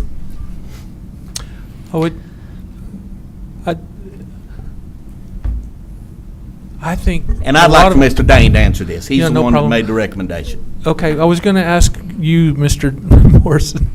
I agree with a lot of what you said, but we didn't accept some of that also, right? We did not, but the recommendation was made, and without some basis for the recommendation, it would never have been. If there were not $2 million that their city staff felt was in this fund, the recommendation would not have been made. Okay, but we didn't agree. We did not agree, but the recommendation was made. Okay. Mr. Dane. That's a good topic. Let's talk about that. What we're talking about today is the operating fund. The source, it was not a recommendation, but a suggestion as a possibility, depending on what your priorities were. The source of that money was from dedicated capital money. That is in a different pot. That is not the operating fund. In fact, that was separated out, I think, Councilman Morrison, at your insistence that the monies we increased on the bills be set aside and dedicated for capital. And I think you were an advocate for that and insisted that that be the case, and that is what is happening. That capital money, those dedicated capital monies, were the proposed source for those street monies. I think when you go down the road, you see many patches in the street. There's no doubt that many of those patches are associated with utilities activity, and that was the basis for that. That utilities do cut into the streets. They do patch those streets, and sometimes those patches fail. In fact, many times they fail. It's just a question of time. And so that was the basis for the idea that utilities could participate to a greater extent in the maintenance and repair of streets. The source of that money was from dedicated capital money, and the idea was that over time, if some of the capital money was used outside of utilities for streets, that would slow down the pace of utility repair and replacement activity. Not that there is excess, but that it would alter the pace of those utility replacements. And of course, as the mayor pointed out, that was an idea that council was not ready for. But again, we're not suggesting that there is an excess of monies waiting to be spent on anything. What we were trying to do is develop alternatives for council as they attempted to deal with a streets issue. Yeah, this is where I brought up, if these were two different companies and one company maintains streets and the other maintained pipes, and I was the company maintaining streets, and I watched these guys dig up my street and put their pipes in and repatch it, and then the patch job doesn't work, I would say, you owe me money. That's where this came from. And if they didn't give me money, I'd sue them because they're harming me. And so what we're saying here is that perhaps water is harming these streets and that they owe money to streets. And that would happen in a natural course in the free market, but since we're all one big organization, we need to think a little bit. We like to put money where it's supposed to go, and we're doing better and better at that since the early 2000s, and this is just how it works. We think maybe utilities owes streets a little bit of gratitude here and payment for the damage done on our streets. And if we don't use it on that patch job, we use it on another street, that's our prerogative, but we think there's money due. That is the point. The point is that the board of directors for the streets company is the same board of directors for the utility company. Today. They have one board, and that is Right. you. So, I believe there's some validity in what you're saying. I mean, I'm not disagreeing with that and that whole concept. My take is a little bit different. That number one, my main concern is water, okay? And as Kevin had mentioned, we still got a lot of pipe left to do. And at the rate we're going, we got a lot of years left ahead of us. And my perspective is I would rather, and we lose a fair amount of water through leakage, through busted mains, through faulty valves, such like that. In fact, if I don't have the number in front of me, I believe at the water forum that we had, that Will had presented some kind of number, and I just don't. 13%. I'm sorry? 13%. System loss is 13%. Is lost through system. Not that we can get that down to zero, but we can continue to reduce that number down. Fair assessment, Kevin? Through the continuing maintenance and replacement. I'm going to be a proponent of, if we need to do, if this fund gets too high, of increasing that amount and reducing the amount of line that we've got out there that needs to be replaced. Let's continually knock that number down. I believe that that's, again, water is our largest resource that we have to maintain and manage. And so if we're losing 13%, we need to be continually knocking that number down to whatever the lowest possible number we can. That's the one perspective of that. And the second thing that I'd mentioned at the last time this was brought up is taking that also from the water infrastructure on the streets, on the city-owned property, to potentially some of the infrastructure within residential homes. Again, and that's something I know you're working on, and this could be a possible use of some funding to provide incentives and rebates and such for individuals that want to replace, high-flow toilets, to do, xeriscaping, to do whatever it is like that, that again is part of this entire water infrastructure project. And so to me, they are hand in hand, and that provides an available avenue where we do have some funds to do this, and again, pays back to the our water resources and the allocation and availability of our long-term water. So that's my perspective on how I see this entire water fund that we're talking about. Is that's the primary purpose to me of where this needs to be going, and we can be looking at rebates and such like that. But I'd like to see the step of where we're going with the conservation, where we can get something in return for it, where it benefits everybody long term. Okay, so you said two things, and one was maybe if there were money here to be moved out of this fund, maybe it should be moved into the capital improvement fund instead of rebated, more or less, because you said then you could pick up the number of feet. Correct, Okay, yes. so that's one one, thing. yes. Then the second thing you said was, if this is an available amount of money, let's hold on to it until we decide what our conservation incentives might be. Correct. And let it be a funding source. Correct. Okay, but there's one other thing that for me is, I think, in line with that same, if water supply is a main issue, I see this as, look, until the Hickory Aquifer water is here, until the Hickory Aquifer water is being treated, until the dependability nature of water is a little different, I don't want to move money out of this fund when, you could be back where you were 6 months ago, waiting for a rain or worrying about what your water sources are going to be. And so in that case, that's, Mr. Silvas, the case where you start saying you can't use water. The amount of money that comes into this fund would drop off dramatically because people can't water their yard. They can't use the water. And so I'm wanting to leave the balance a little higher myself until we get there. And so from my perspective, I wouldn't want to rebate water now and then go through a drought and end up saying we don't have the money, we need to, we need this kind of assessment or whatever to create the money. I'd rather watch this fund be right where it is, close to the 70-day goal fund, 75-day goal fund balance, and left there, nothing done. Not to the capital As a true improvement. reserve. As a true reserve, until we know we actually have that water supply here.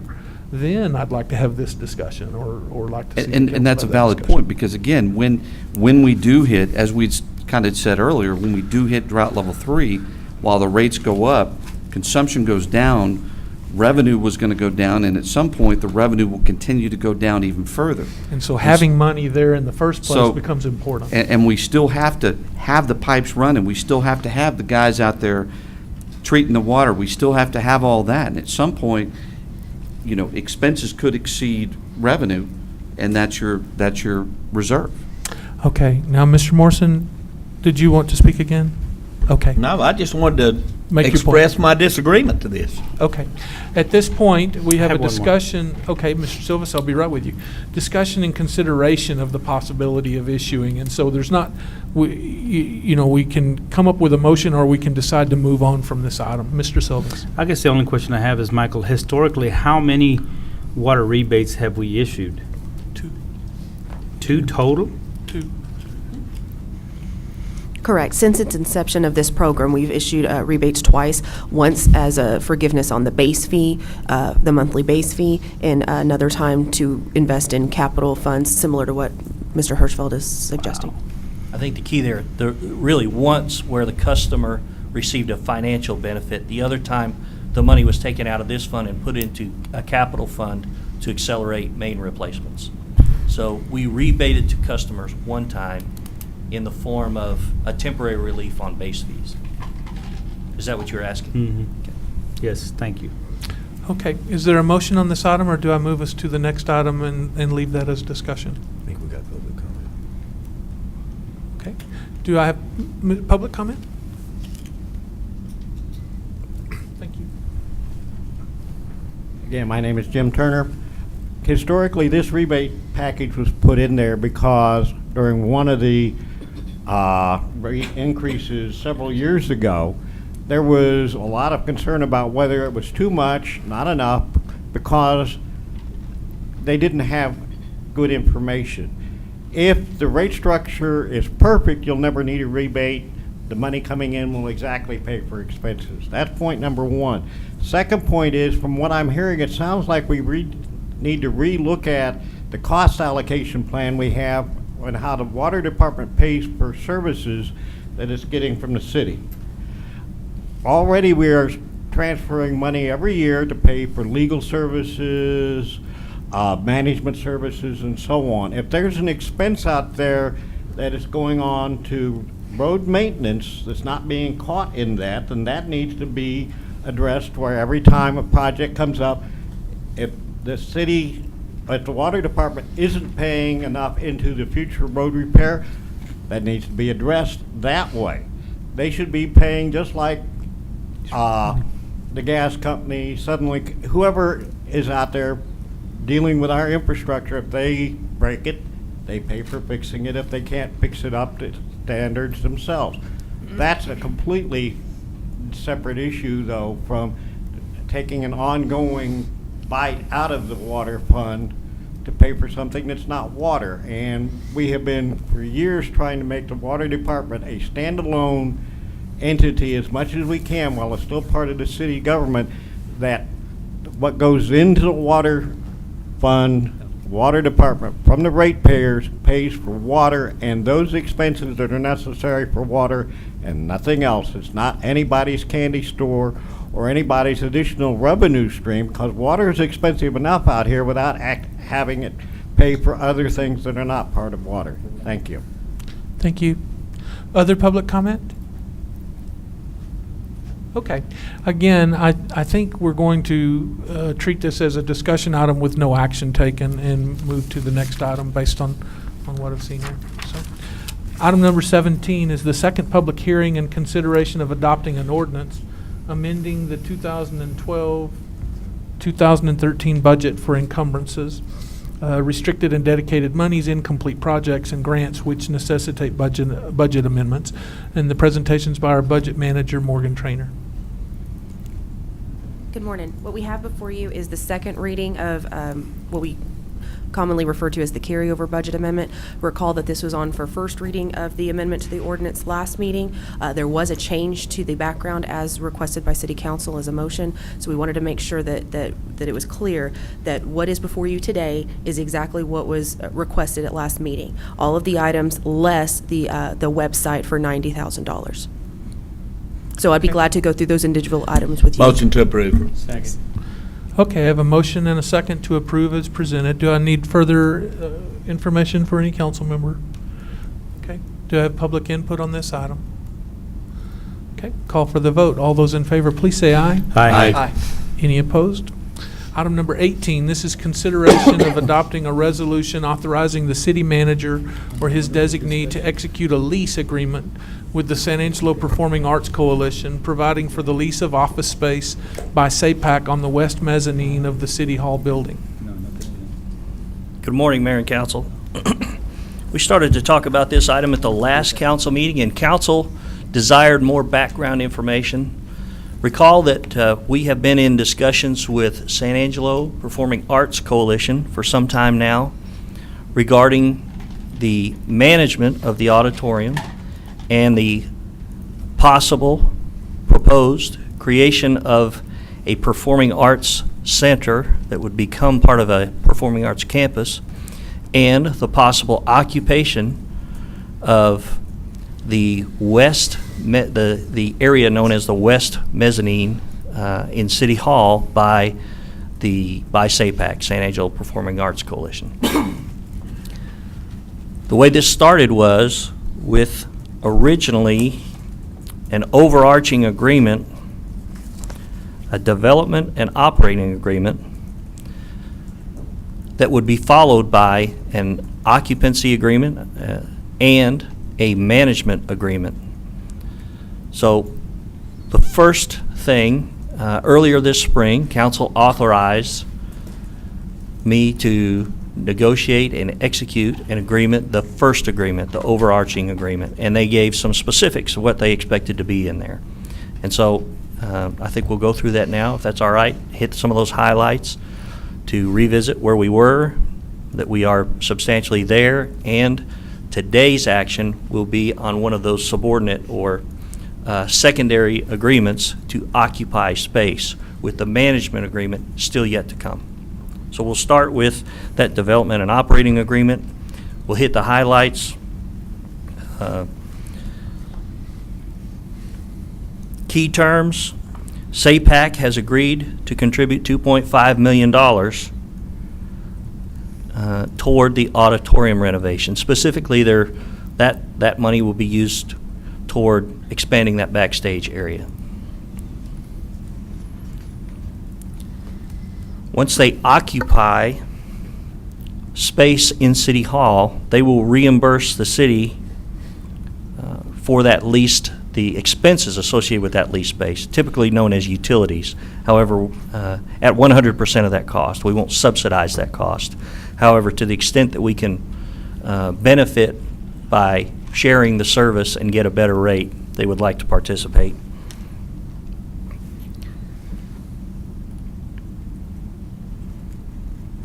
Term, 20 years with 3 10-year option renewals, contingent on performance, as council suggested. $2 ticket fee to be set aside for maintenance of the auditorium facility. An occupancy tax allocation, which starts at 5% with a plus and minus feature depending on performance, and gradually each year moves down to a level at approximately 3%, also with performance upgrades and downgrades. The details of that would need to be worked out in the management agreement, which is not before you yet.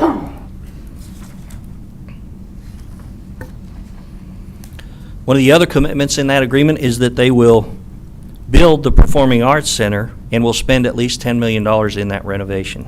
That's the former Coke warehouse. They will also create an operating endowment of at least $1 million to assist in operating that facility, some assurance that they will have financial resources to continue to operate. SAPAC will manage the renovated annex and Performing Arts Center. They will provide box office services. So when you go to buy tickets, they will be providing that service.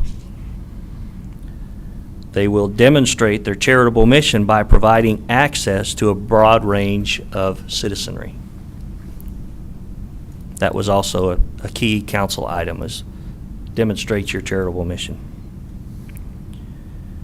Be an annual report provided to the city, financial and operational in nature. What are you doing? How are you doing financially? And then event type insurance. Similar to what we do now, the city insures the facility. The event is insured through a separate policy purchased by the promoter. In that agreement, the city agreed that the auditorium is a city project. We have money already on hand to do some renovation work in the auditorium. They will contribute the $2.5 million, but we agreed to manage the project. In other words, execute the project. Draw specs, designs, that kind of thing in cooperation with them, but our burden is to execute the project. We'll cooperate on naming rights to the extent allowed by our existing contract. So you have not subordinated your rights. You just agreed to cooperate and listen to proposals. You still have the authority. We'll allow them to subgrant occupancy tax revenues. With SACAC, the current arts recipient, they for the most part are managing those as subgrants. Most of that money gets subgranted out. We're in this contract, we are laying the groundwork to allow SAPAC the same authority. Also the same burden that goes with that, to do so in accordance with state laws and council directives. We will provide property insurance on the auditorium. Again, we insure the facility. They or their promoters or the people they rent to will insure the event. And we agree to lease the mezzanine area for a nominal fee to SAPAC.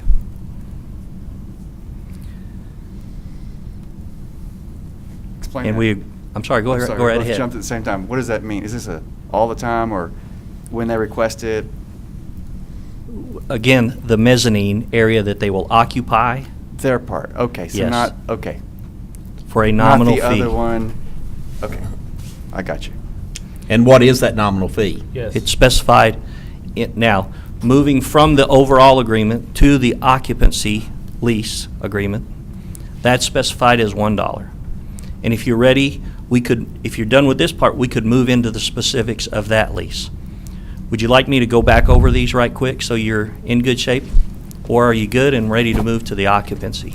The lease would be $1 per year for the west part of the mezzanine, almost 1,600 square foot. Yes, sir, and I've got some details on that. When you're ready, I can move right into that. Okay, Mr. Alexander, I'm making sure you're ready to move forward. I am ready to move forward, but I just want to say that so far, what I'm seeing is a lot of money basically being forked out by SAPAC, a lot, millions and millions and millions of dollars. And I just want to make sure that we're clear on that. We don't get sidetracked on that dollar, because there's millions of dollars here that they are responsible for. And the city of San Angelo, the citizens benefit. Okay, that's what our job is here, is to work for the citizens, and I'm seeing a very good partnership in the making. Please continue. That's my viewpoint. Well, my role today will be don't- to bring the numbers. I just don't want it to get sidetracked to the dollar. I don't, because there's millions of dollars here. It'll be your role to determine whether that's good value or not. Okay. One question. Mr. Hirschfeld? We talked about this before when we went through the whole discussion, but remind me, the $2 ticket fee for maintenance, we have the opportunity to raise that at some point in the future, do we not? Yes, sir. Okay, because that's what I want to make sure, because what the hope is that we can, that doesn't create, we don't want to create a burden on the city. While $2 today with every ticket may be fine, 30 years from now, $2 a ticket ain't squat. So that is a allowable variable where we can change that. Yes, and they would be in favor of that too. The $2 ticketing fee collected on each ticket to be set aside, held by the city, administered by a board containing some SAPAC representatives, some city representatives, expenditures in excess of $40,000, require city council approval, and votes which are tied shall be settled by city council. So SAPAC views that as positive also. It's a resource to them to keep the facility in good shape, which helps them manage the property. You know, that's the challenge around here for everything we do, whether it's streets or buildings or facilities of another nature. How do we keep the maintenance up, generate the revenue? So they're in favor of resources to maintain. So with that foundation laid, let's move into. Question. I'm sorry, go ahead. Question. Yes, sir. Your first bullet point, how soon, if and when this gets voted on, how soon does the 2.5 million, how soon is it contributed to us or to the project? Is money in hand? Does it happen right away, or what? How does that work? Well, Mr. Lewis would have to tell you, if he could, I'm not sure he'll be able to talk about the current state of what collections he's received or pledges he's received. I would anticipate that many of his pledges are contingent upon satisfactory contract execution with the city. Keep going. We good? And so we can get back into that. There are specific requirements associated with timing. For example, from the finance director's perspective, we want the $2.5 million in hand when we get ready to award bids. We want the assurance that the money's there, and so we want a specific cash flow kind of schedule that we can rely on. So as we work through that was my perspective. We need the cash so that we can execute the project.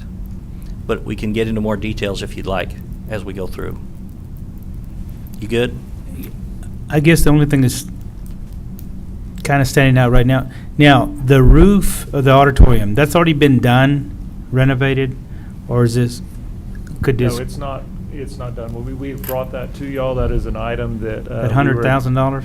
Well, it was, I don't remember the exact total, but it was an 300. item that we're talking about with risk as far as redoing it. So that is in the progress now as far as getting all the specs and all that sort of stuff drawn up to bid that. Short of that, the auditorium project is really on hold right now, correct? Right, we placed that because we didn't want to, other than the. Awaiting funding and, okay. Other than the infrastructure that we needed to do that all tied into City Hall, like some sewage pipes and those kind of things that were going to mess up things if you didn't do them up front. We did those with the City Hall project. Otherwise, we're on hold. Okay. I'm good.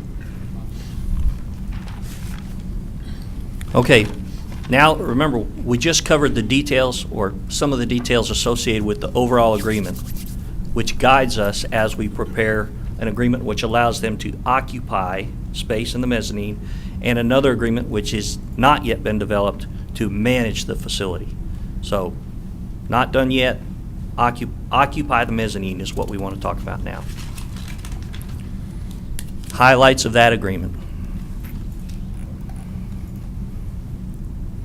Term, 20 years with 2 10-year extension options. Base rent, $1 per year. Would now be a good time to talk about those details, or would you like me to continue through and come back to $1, Mr. Morrison? Makes no difference. We're going to have to talk about them sometime, anytime you want to approach it. Michael, are you talking about the draft office lease, or where should we go? Development Office operation? lease agreement by and between the City of San Angelo and the San Angelo Performing Arts Coalition. My copy doesn't have the big draft across the front. Okay. We'll come back if that's all right, Mr. Morrison. There may be others. Permitted use. Permitted use is office use to satisfy the overall agreement. Agreement requirements, excuse me. The tenant accepts the property as is. Improvements necessary to facilitate their activity will be their burden. To the extent that we do things in conjunction or together, they will reimburse the city for those costs. One of their requirements is that they'll use the space to perform or satisfy their obligations under the development and operating agreement, the agreement we just went through. One of the things that we have talked about before is their desire to sublease this to one of their member organizations. That is something that will come on the heels of this, and we should discuss that if you have concerns there or need more detail.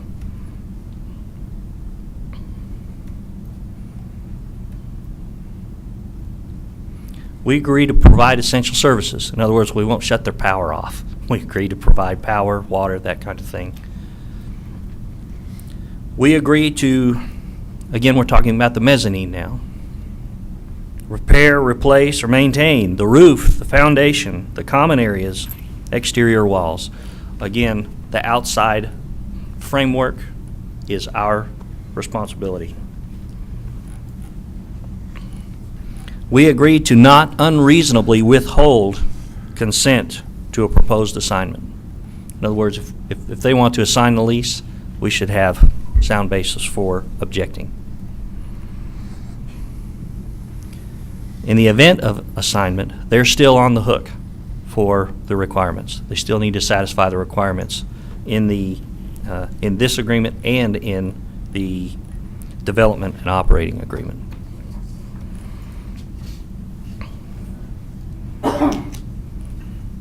Tenant shall provide an annual report that's consistent with what's in the development and operating agreement.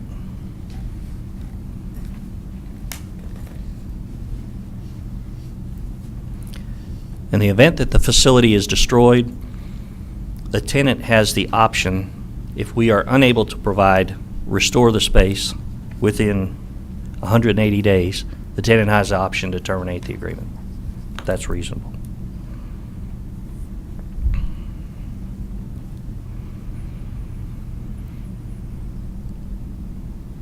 The tenant and the landlord agree to comply with the other agreement, the development and operating and the terms of this lease. So our agreement includes 2 leases at this point, or two contracts at this point.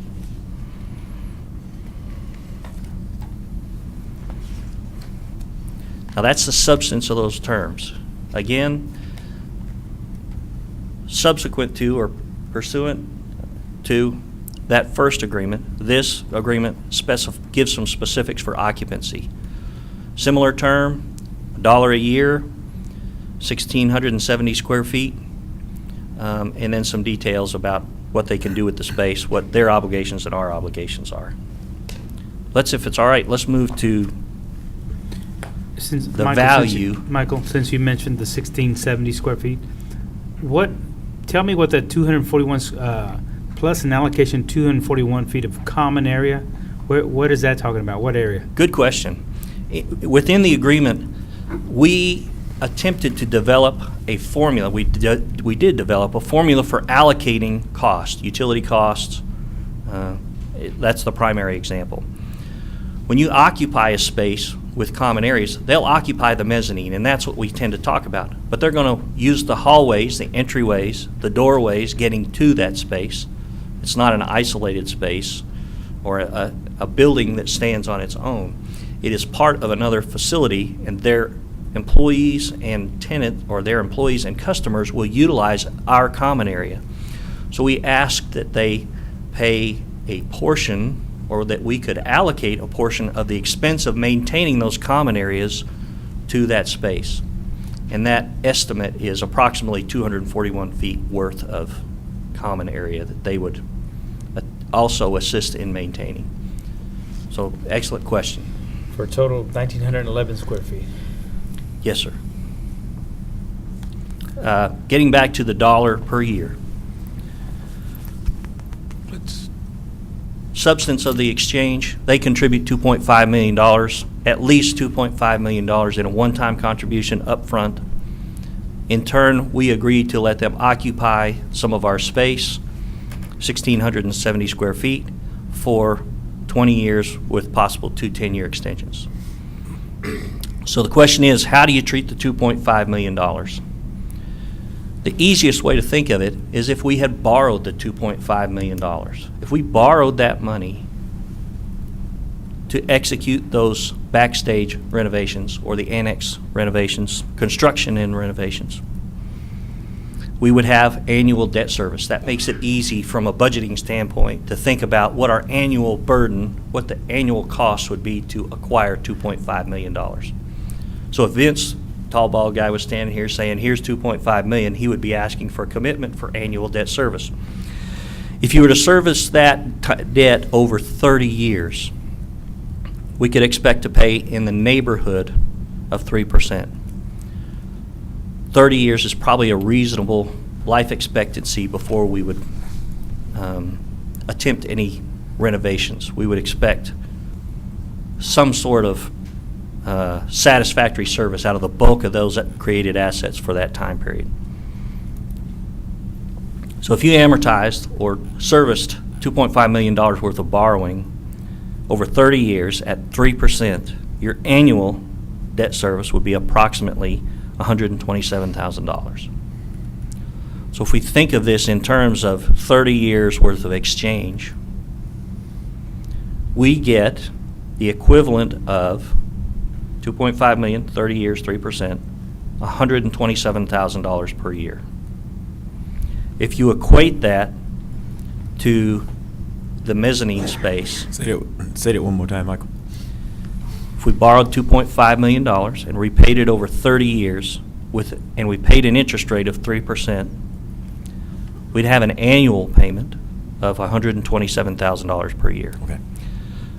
So if in your mind you're thinking they're going to prepay rent and we're going to give them a little discount for prepaying it, we could also assume that the $2.5 million up front is roughly equivalent to $127,000 per year. Does that make sense?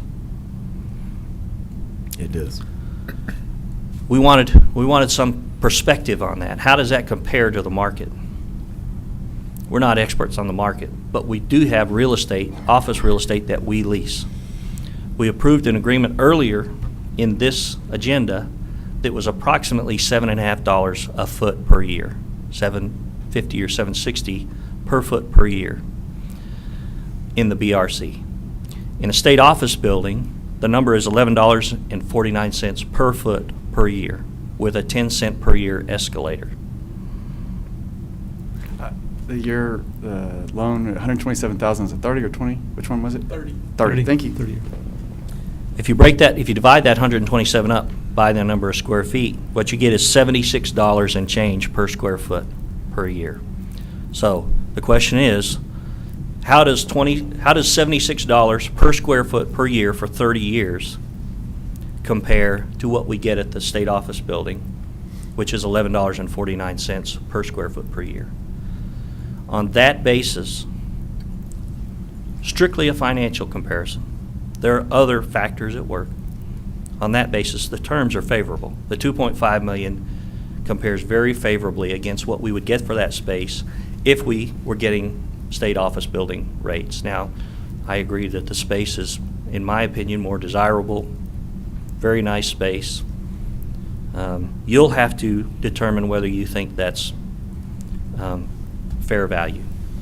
If you took the most extreme position and said, no interest, we're just going to allocate $2.5 million over 50 years. We're going to let them be in there for 50 years. We're not going to pay any interest. The same comparison yields a per square foot per year value of $29.94. So if there was no interest accruing on that, and we just allocated, we just split it up 50 ways, that's $50,000 per year divided by the 1670 is just under $30 per square foot, compared to what we get now, which is $11.49. Go ahead. Okay, I'll get there. Are you through, sir? Yes, sir. Okay. Mr. Morrison? Mr. Silvas, were you about to speak also? Yes. So I'll acknowledge you next. Okay, Mr. Morrison? Okay, while we're doing our basis of per square foot and rental and all of this, we talked just a little while ago about the health department and the grant that we've applied for, and we're going to reestablish our health department. Rick says that we're renting office space somewhere for the health department now. Does that cost us more than $1 a year on rental? Yes. We've got 1,670 square foot right there in the city hall. And Rick says we need to have this close to the city hall, and we need to have it close to the Shannon.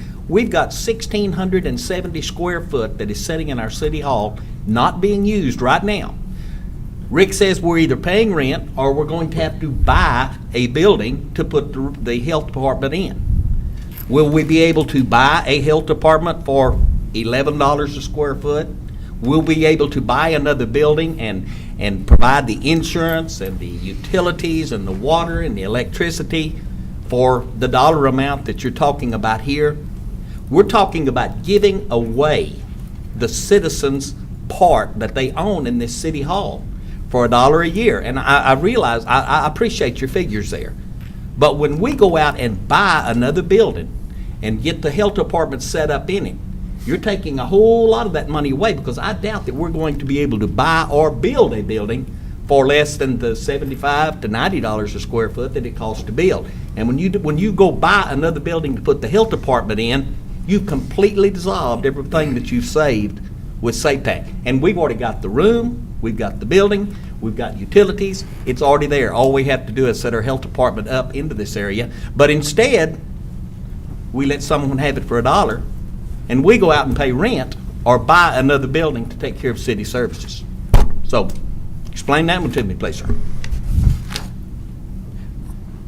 No, I think this I can question is explain a it. priority of what you want to use your space for at the end of the day is really where the discussion, it's not a question you can answer. I can explain it. We have a community vision statement that we got our vision statement from. We just took the first line, altered it a little bit.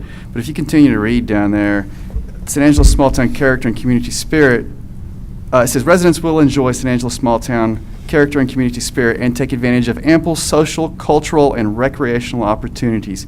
San Angelo's exceptional quality of life will continue to attract new businesses, and it goes on from there. There's our values right there. And so we place value in the arts and what they're doing, and that's why we prioritize this. If this was about money only, then I think Mr. Morrison begins to make a lot of sense, and we do need to go that direction. But we have other benefits and other values we're looking at here, and I think this is down the middle, right where San Angelo wants to go. If we're going to be the most desirable mid-sized city in the state of Texas in the next 15 years, then we definitely need to do this. I mean, this is a wonderful deal. This is perfect. This is the way we need to be thinking here. Okay. Mr. Morrison, you're not through. I'm not through. Go ahead. My belief and my responsibility is to the citizens. And when the citizens own something, they bought this 80-some-odd years ago, and they paid for it with real dollars. They've maintained it throughout this entire 80 years. They put $3.5 million of half-cent sales tax into this in the last 3 years to restore this thing. And then we turn around and rent it for $1. And then those same taxpayers have to go out and buy another building or pay rent to house something that could be housed in this very area that they already own. It is not fiscally responsible for our taxpayers. And the taxpayers are the ones I am responsible to. They are the ones that I worry about.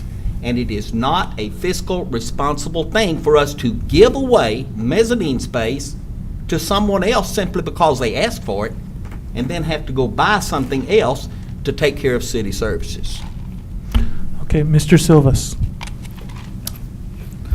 I'm having difficulty understanding, because Michael, you're throwing out 30 years and 30 years and 30 years. I can see the 3 10-year options for renewal. I see that. But right away, I see this thing as a 20-year lease, okay? 20 years. So 20 years, 2.5 million over 20 years, I'm coming up with $125,000 divided by, say, 12 months, $10,400, okay? But if you do 30 years, and I don't see where you're coming up with 30 years other than the 3 10-year options for renewal, then that drops down to $83,000 a month or a year for divided by 12 months is $6,900. So are we not talking 20 years right away? Because 20 years from now, we won't be here. In 20 years, that council that's in place, they will talk renewal options then, will they not? So aren't we just talking 20 years now? We can, certainly. But where are you coming up with 30? That's where I'm trying to understand the 30. Normal. Well, It's more conservative. The I numbers think the are lower. assets should last certainly more than 20 years. But it says And 20. It says 20. He was using a borrowing. I have 20 or- number. I have a number for 20. Okay. If you'd like to talk about that, you bet. Well, I've got the 20, but it reads 20. The agreement, the contract that's in front of us reads 20. So you're throwing me a curve when you're using 30. So Well, I've got numbers for 20, 30, Give me a 20. 40, and 50. But aren't we being presented with a 20? 20 with options for extension. You bet. And if you'd like to go through it for 20, we can do that if you'd like. In fact, why don't we, if you don't mind? Well, you see, that's where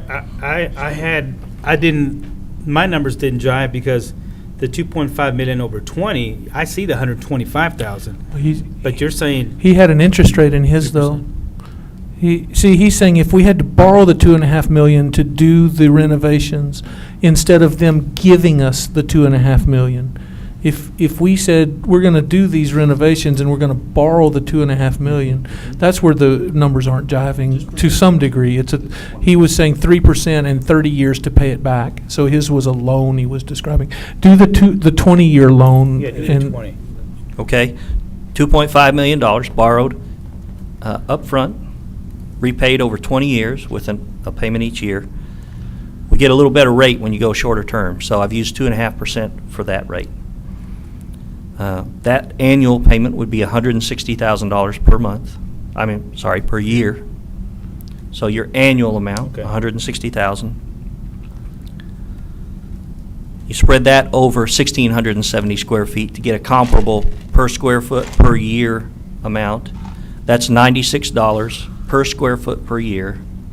We charge for the state office building $11.49. So roughly 8.5 times what our market is at the state office building. And so that's the exchange, is we get a Okay. Mhm. Mr. Adams, please. We've been able to come this far because we've been in concert with one another and we have worked as a partnership. And I think Mr. Alexander was right when he pointed out the dollar a year pales in comparison when you look at the benefit to the citizens, the city, and our culture. I think it's very important that we stay focused on where we want our city to be and what we have to do to get there. And I also think it's very important that we look at how innovative San Angelo has been and how aggressive we've been in improving the lifestyle and the quality of our city for her citizens.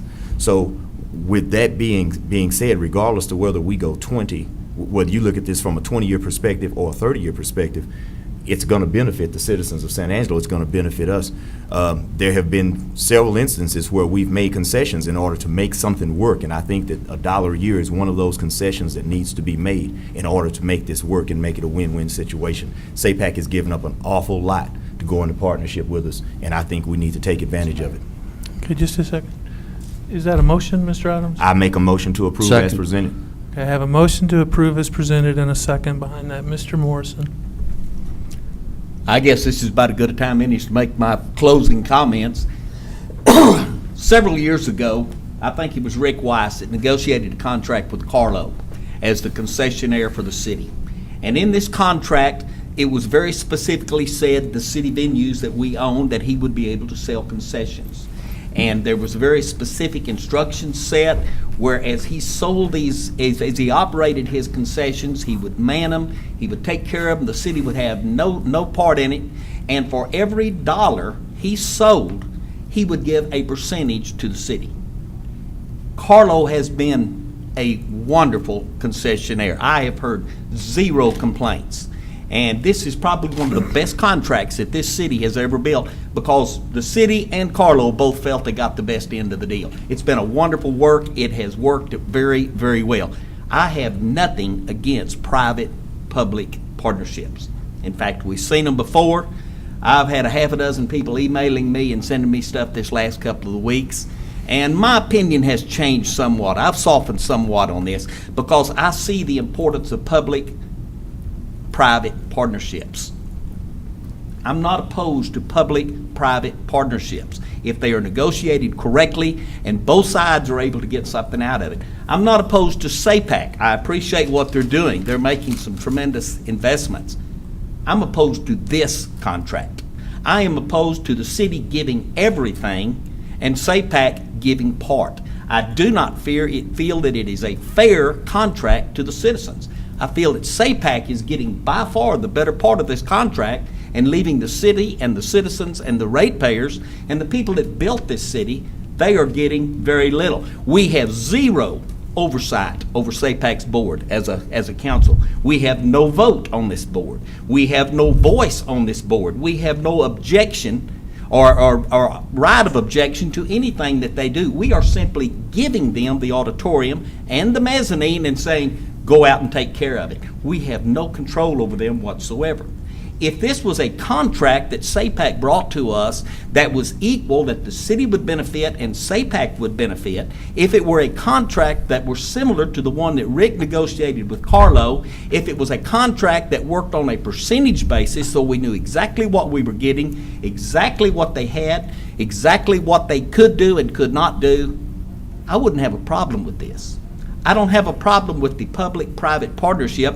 I have a problem with this specific public-private partnership because the city loses. And I am responsible to protect the citizens and the rights of the citizens and the property that the citizens in this city own. And I do not feel that they are getting a good bargain in this contract. And as such, I will not support it. Okay. Further comment from council? Okay. Is there any public input on this item? Okay, call for the vote. All those in favor, please say aye. Aye. Aye. Aye. There are 4. Nay. And those opposed? Aye. Aye. 5-1. Thank you. Let's move to item number 19, consideration and possible action regarding a recommendation by the City of San Angelo Development Corporation to approve the expenditure of up to $23 million. Is that? I gotta put those on. Let's put those. I got to take them on, take them off. There you go. $23,000. Pulling that item. Pulling that item. Okay, thanks. Let's move on to item number 20 then. Item. 20. Here we go. Man, I Scared need me a there. lot of help today. Man. Gosh. What's wrong with my glasses? 20. I was like 23 million. Anyway, 20, discussion and consideration of closing City of San Angelo offices on Monday, December the 31st, 2012. And this is requested by council members Adams and Silvas. So would one of you like to lead that discussion? I ask that this be brought back. simply because I feel that it would be, I'm sorry, let me start over. I asked that this would be brought back because I felt that it would be good for the city employees and those that would be able to participate in this holiday. I feel that the city, our workers can never be appreciated enough, and this is just a small investment that we're making in them to let them know that we appreciate what they do. And that's why I asked for it to be brought back, and that's why I'd like to make a motion that it be approved. And I'll second that. Okay.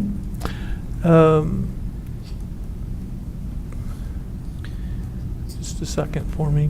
The issue that I had with it last time, and I appreciate your addition and your desire, and I also am a proponent of doing good things for the employees and recognizing that we have good employees. At the same time, I was trying to spend some energy against what our vacation policies are, what our sick leave policies are, what they are at the county, and how many days off they get in a year, how many days off we get in a year, trying to make sure that we weren't comparing apples and oranges. In other words, it was brought up basically with the idea that the county's getting something and we'd like to have that too.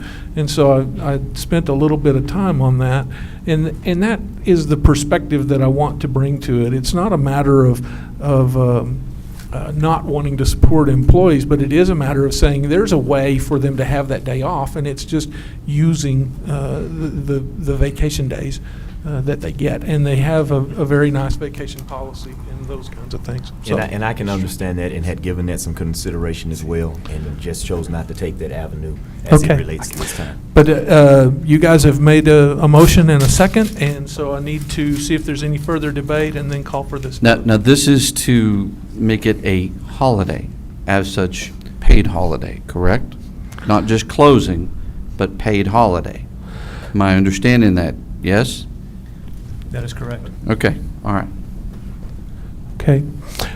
And so, meaning that they'll be paid holiday rates during that time off and those things. Okay. I have a motion and a second. No further information from council. Any public input on this item? Okay. Call for this vote. All those in favor, please say aye. Aye. Aye. Aye. I got 1, 2, 3, 4. Those opposed? Nay. Nay. So you have a 4-2 vote. Okay. Okay, and I think I can move us forward then.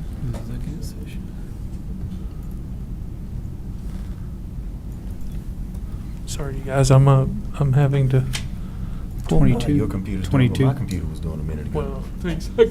I got to see it to play with it. There we go. Do we have an item for executive session today? Yes, we do. Yes, we do. Okay, So it we looks have like to- we need to go into executive session and then come back and finish up follow-up and administrative issues, because there is something for the agenda for executive session. So it's 11:58. I'll move us into executive session at this time. To order, it's 12:51. The items that we talked about in executive session did not require further action in open session yet. So I'll move us to item number 22. Can I get a motion to accept these So moved. designated board nominations? Okay, I have a motion and a second to put these folks on the Parks and Recreation Advisory Board. Is there any discussion? Call for the vote. All those in favor, please say aye. Aye. Any opposed? Okay, the next thing is the consideration of approving appointments to the Mental Health, Mental Retardation Services for the Concho Valley Board of Trustees, recommended by the Liaison Representative Committee. And, Motion to approve. Second. okay, do we have further question or discussion on this item? Okay, call for the vote. All those in favor, please say aye. Aye. Any opposed? Okay, now we have announcements and consideration of future agenda items. Mayor, I think I've informed you that I won't be at the next council meeting. I have a follow-up appointment with my surgeon in December 20th? Isn't that right? 18th, December 18th. 18th. I won't be at the 18th meeting. Thank you. December the 18th meeting, we know that we will have one council member not here. Is there any other announcements along those lines or anything? Okay. Then future agenda items. Sir, Mr. Morrison. I still want an audit of the water department. top to bottom, side to side, and I asked for it last meeting, and I would like to get it on.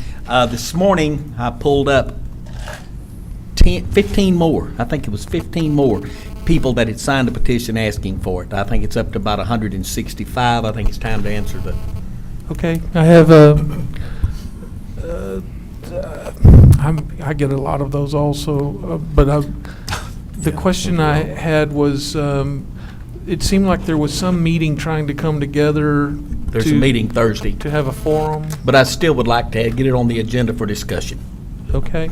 And another, hang on, and clarity also, Mr. Morrison, are you talking about from like an outside accounting firm? Yes, Okay. yes. I am talking about a complete, total audit. But The from an entire out- water, yes. Okay, From an outside fund. outside firm. Yes. That's all I'm asking.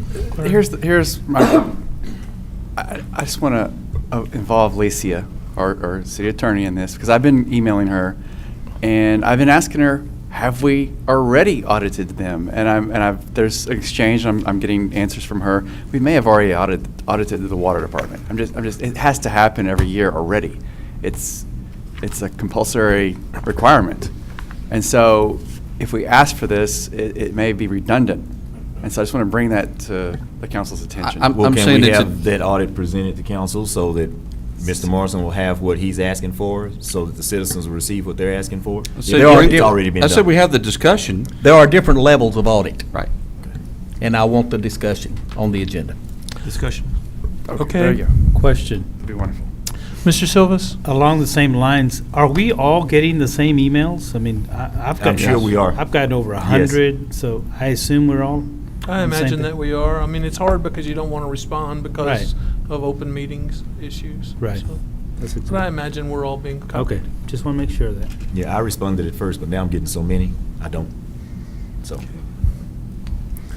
Okay, other items for the agenda? I'd like to make a motion to adjourn. Second. Okay. Call for the vote. All those in favor, please say aye. Aye. Any opposed? Opposed?